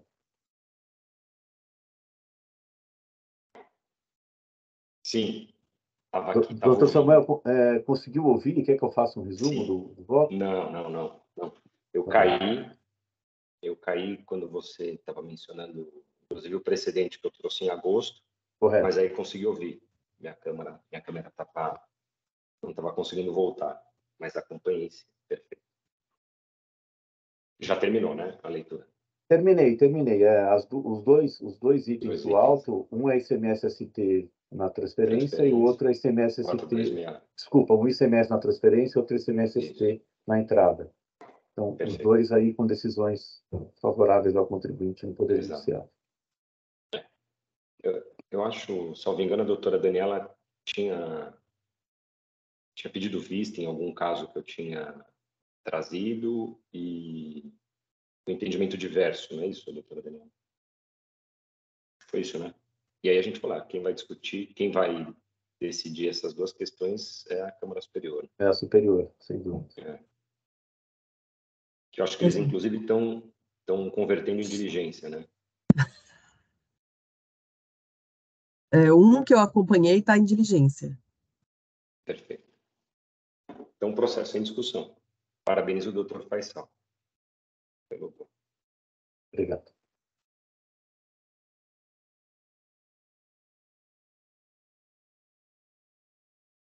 Eu vou pedir vista desse também, doutor Samuel. Posso? Pode. A senhora acredita que consegue trazer até... Não, eu vou pedir vista, né? mas esse eu tenho voto já bem encaminhado. É só porque eu não vou conseguir fazer aqui, assim, de momento, não, né? Claro. Aí, para a semana que vem, a pauta já está feita, a gente já pode colocar na semana seguinte. Eu vou pedir só para a dia senhora, 8. Assim que terminar a sessão, já disponibilizar, entendeu? Que aí a gente já consegue...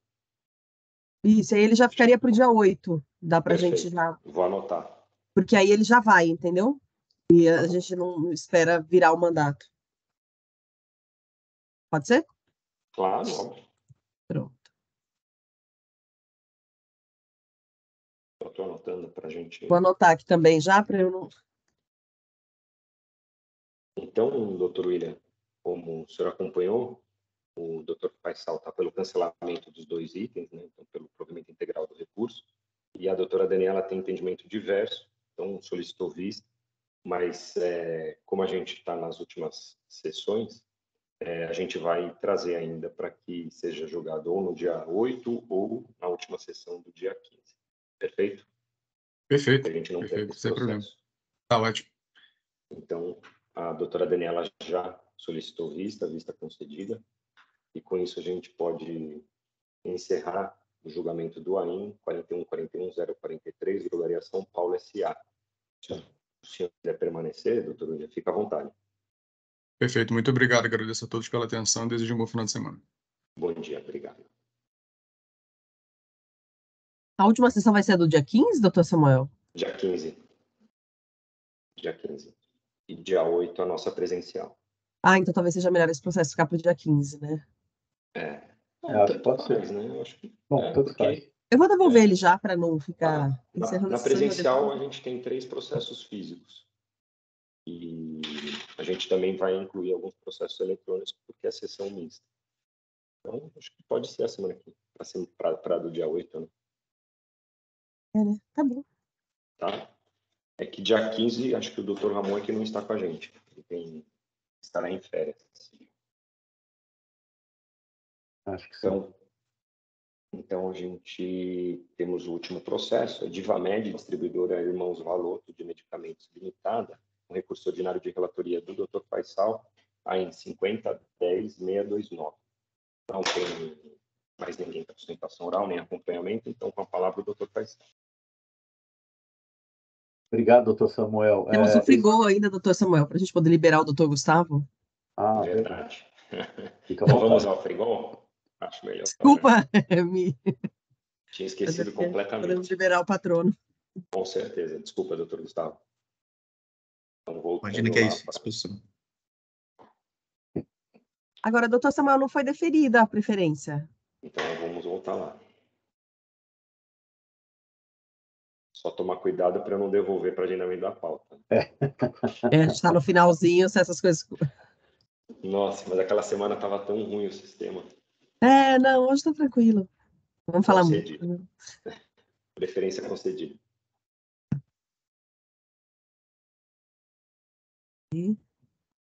Vou colocar para os senhores poderem acompanhar. E aí, Doutor Samuel, eu vou usar a sua ementa, tá? claro, Facilitar o...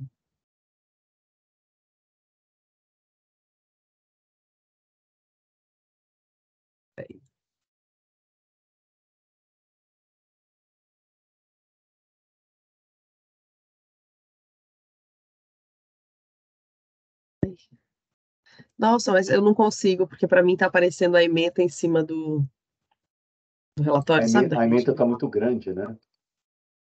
Mas tudo bem. Mas quando você abre aquele arquivo na íntegra do processo, ele fica perfeito indexado. Se a senhora quiser, eu posso encaminhar pelo WhatsApp. Não, eu consigo. Tá dando para pegar, sim. Tudo bem.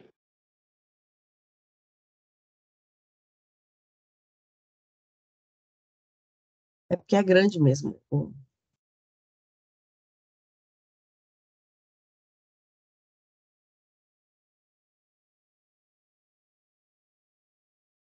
Pronto.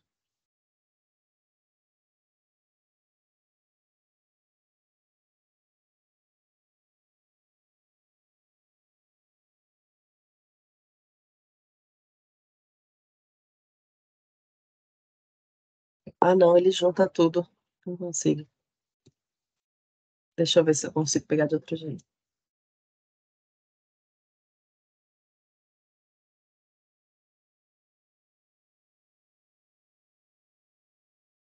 Qual é o número desse processo? Pode falar? É o 4077387. 4077387. 477-387.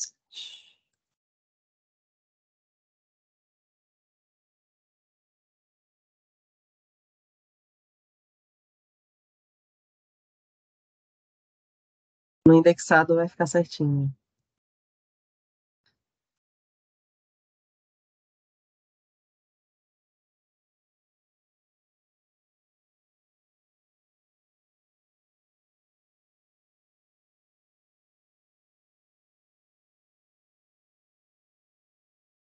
Processo de criação da organização.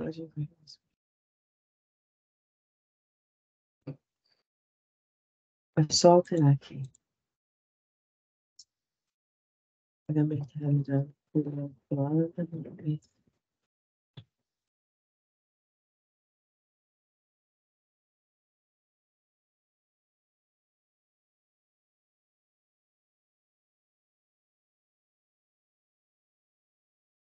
para facilitar, eu estou acompanhando o...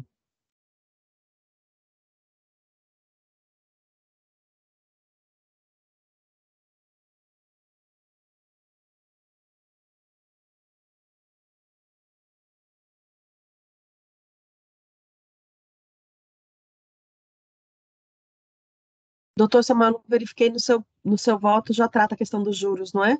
Já. Então tá. Porque todos os juros é antes de 2017. Sim. Bom, então minha preferência, senhores, ficou com a seguinte redação. Pedi preferência para respeitosamente dirigir do ilustre relator a quem habitualmente acompanhe pelos seus bem elaborados votos, exclusivamente em relação ao reconhecimento dos pagamentos do item 4.1 a 4.9. Entendo que a competência para reconhecimento dos pagamentos havidos é da unidade fiscal de cobrança, que, conforme resultado de diligência específica para solucionar o caso, embora aponte para a aparente identidade de valores, não chega a atestar a integralidade dos valores recolhidos. É melhor colocar aqui, dos recolhimentos, né? Dos recolhimentos. De fato, o tema é de grande complexidade. As operações objeto da acusação aconteceram de janeiro a março, agosto, outubro e novembro de 2013, abril, julho, outubro, dezembro de 2014. No entanto, a inclusão dos débitos em PEP se deu em janeiro de 2016, conforme demonstrativos de folhas 4.824 e seguintes, de modo que a inclusão dos valores originais. Ai, gente, o texto que a gente escreve assim de valores originais no demonstrativo do imposto incidente nas operações exclui o pagamento os juros incidentes pelo pagamento em atraso. Assim sendo, o pagamento efetuado não pode ser considerado integral. Sobre o tema, o posto junta a manifestação de folhas 4.837 em atendimento à diligência determinada por Câmara Julgadora e esclarece os cálculos e valores a serem considerados. Por todo exposto, ouso divergir do doutor relator exclusivamente quanto ao item 4 do auto de infração. Entendo que não é possível atestar a suficiência dos pagamentos realizados antes da lavratura do auto de infração, de modo a permitir o cancelamento da acusação. Assim sendo, mantenho integralmente os itens 4.1 a 4.9 da inicial. No entanto, destaco que os valores recolhidos devem ser imputados em pagamento quando da quitação dos valores exigidos no auto de infração. Quanto aos demais temas discutidos, acompanho o ilustre relator pelo conhecimento e provimento parcial do recurso ordinário. É como voto, senhores. Eu vou só... Entendido.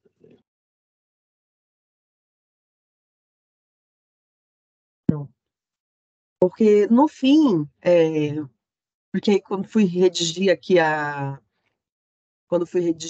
preferência, olhando realmente a adesão ao PEP dele e a manifestação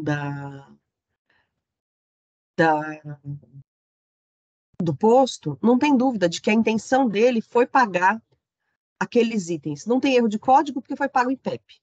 Então, o pagamento não é com aquela GARI que teria os códigos e tal certinhos. No entanto, o posto questiona realmente a suficiência, porque tem o problema dos juros, do valor original, que foi aquilo até que o doutor Vinícius levantou, né? É um cálculo bem complexo, tem que retornar o valor original, atualizar e, chegando na data do PEP, aplicar o desconto do PEP. Então, é bem complexo. E o que foi incluído no PEP foi o valor original, aplicou o desconto em cima do valor original. Então, realmente não é suficiente. O pagamento não é suficiente. Ele é referente aos itens, mas ele não é suficiente. Portanto, ele não afasta a acusação. Doutor Daniela, só uma questão aqui de páginas. A senhora colocou a manifestação do núcleo fiscal, as folhas 48 e 37. Não seria a manifestação de folha 50, 50? Espera aí, deixa eu dar uma olhadinha. É só porque como houve mais de uma, né? Então, assim, acho que a última delas é a 50, 50, salvo engano. Estou procurando aqui. Deixa eu dar uma olhadinha nela aqui. E, doutor Samuel, eu tenho que pedir para abrir a edição do voto, sabe? Para eu poder alterar essas correçõezinhas que eu fiz agora durante a leitura. Perfeito. Pode solicitar. Deixa só eu verificar qual é a diligência, porque teve uma que ele fala mesmo do valor, sabe? Não sei se é a última ou se é... Eu vou olhar, doutora André, porque como tinha várias diligências, eu posso ter citado uma diligência que não seja A do valor, exatamente... salvo engano, foi aquela que a gente mencionou, 4815. 48,15. Deixa eu dar uma A olhada. manifestação fiscal, que ele fala. Aqui tem um extrato detalhado. É a primeira, então. Aqui tem o extrato detalhado, doutora Daniela, da Procuradoria 4824. Tem a 4815, mas a 4824 tem um detalhamento do PEP. Talvez citar as duas. Mas não é a da Procuradoria, a que eu estou citando, é a do posto tá mesmo. Bom. Ok, tá bem. Deixa eu ver. As folhas 4804, 4837 e 5050 foram as respostas do núcleo.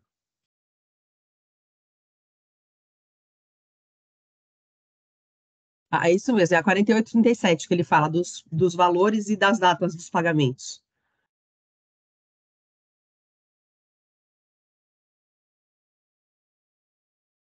Verdade, tá certo. Será essa mesma que eu queria citar. Não, então tá bom, porque eu fiquei na dúvida. Não, mas eu também fiquei, quando o doutor falou que como tem 3 ou 4, né? Natural que a gente tenha que conferir.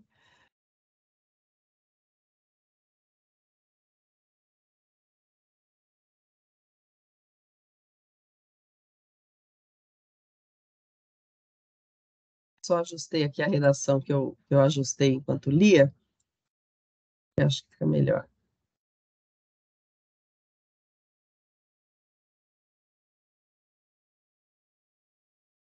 Pronto.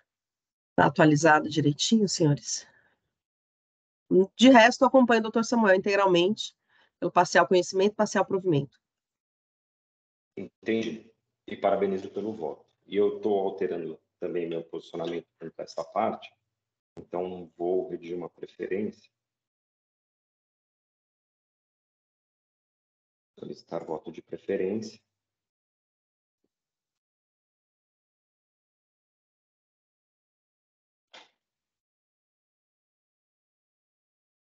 Confirma.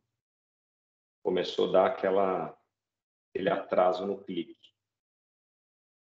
Que tem que tomar cuidado.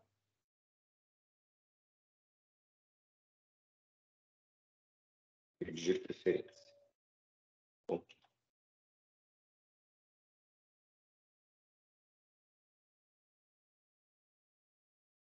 Já disponibilizei a preferência. Não há. Conhecido parcialmente provido. Já registrei. Então,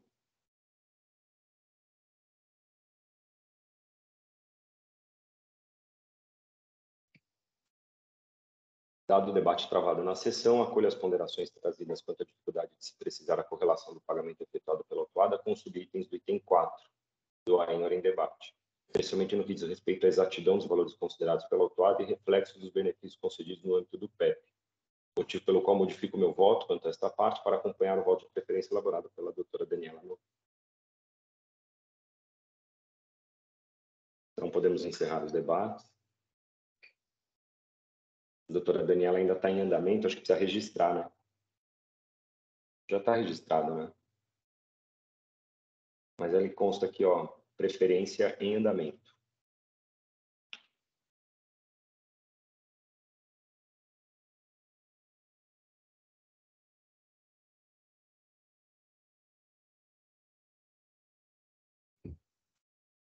Doutor Samuel não consegue encerrar os debates?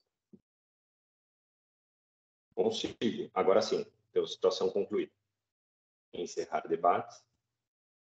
Verificando o quórum.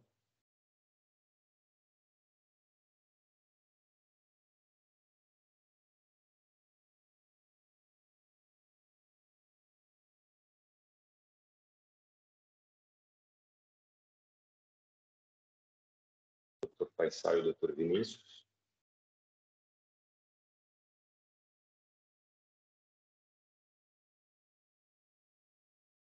Só um momento, achei que já tinha. O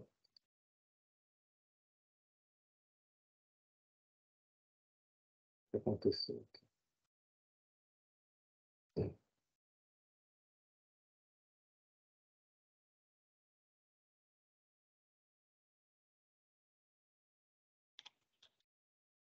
Achei que eu já tinha confirmado, mas tudo bem. Não, ainda não. Tá bem. Todos confirmaram, iniciando a votação.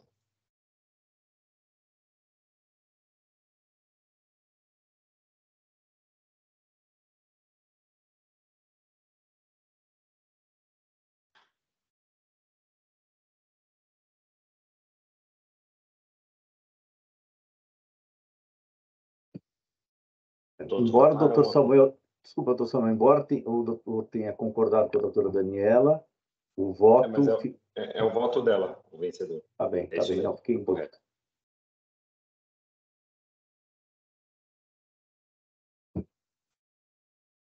Conhecimento parcial, parcialmente provido. Perfeito.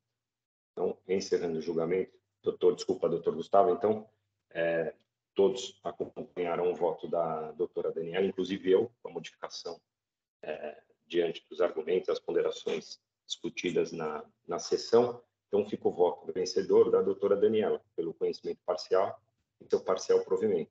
Perfeito? Perfeito. Imagina, doutor Samuel. Eu agradeço a todos. Obrigado e um bom dia. Obrigado, bom dia, doutor Gustavo. Se Tchau. quiser continuar, fica à vontade. Grato. Até mais. Até mais.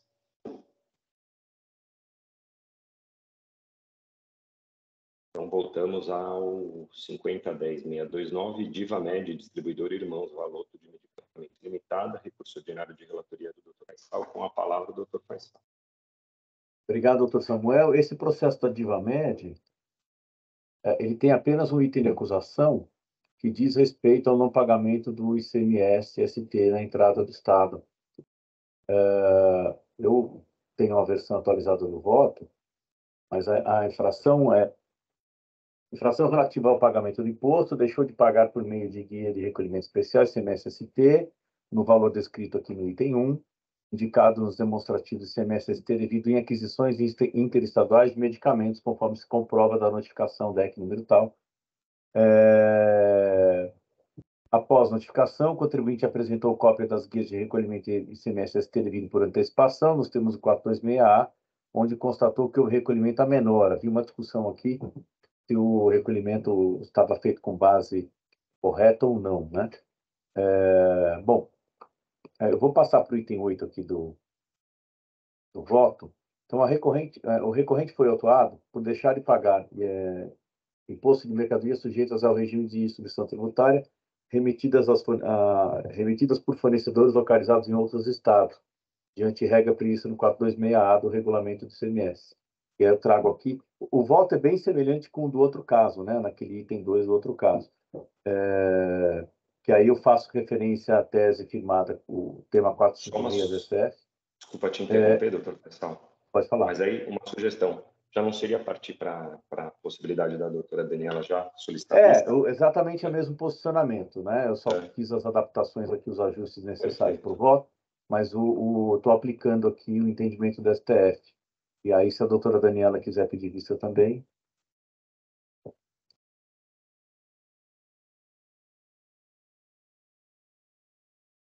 Doutora Daniela? Está no mudo. Ai, desculpa. É exatamente a mesma discussão, aí eu peço e trago, a gente pode trazer no mesmo dia, não vai perder já nem nada. anotei aqui. Já anotei. Deixa eu só registrar o voto, então. Eu não havia registrado.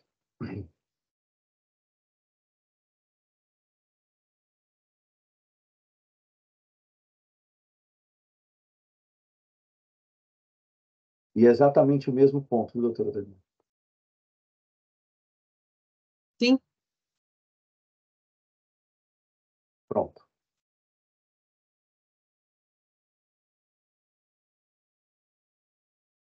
Tem alguma outra peculiaridade esse processo em relação Não, a... ele é um item só, e só ICMS-ST na transferência.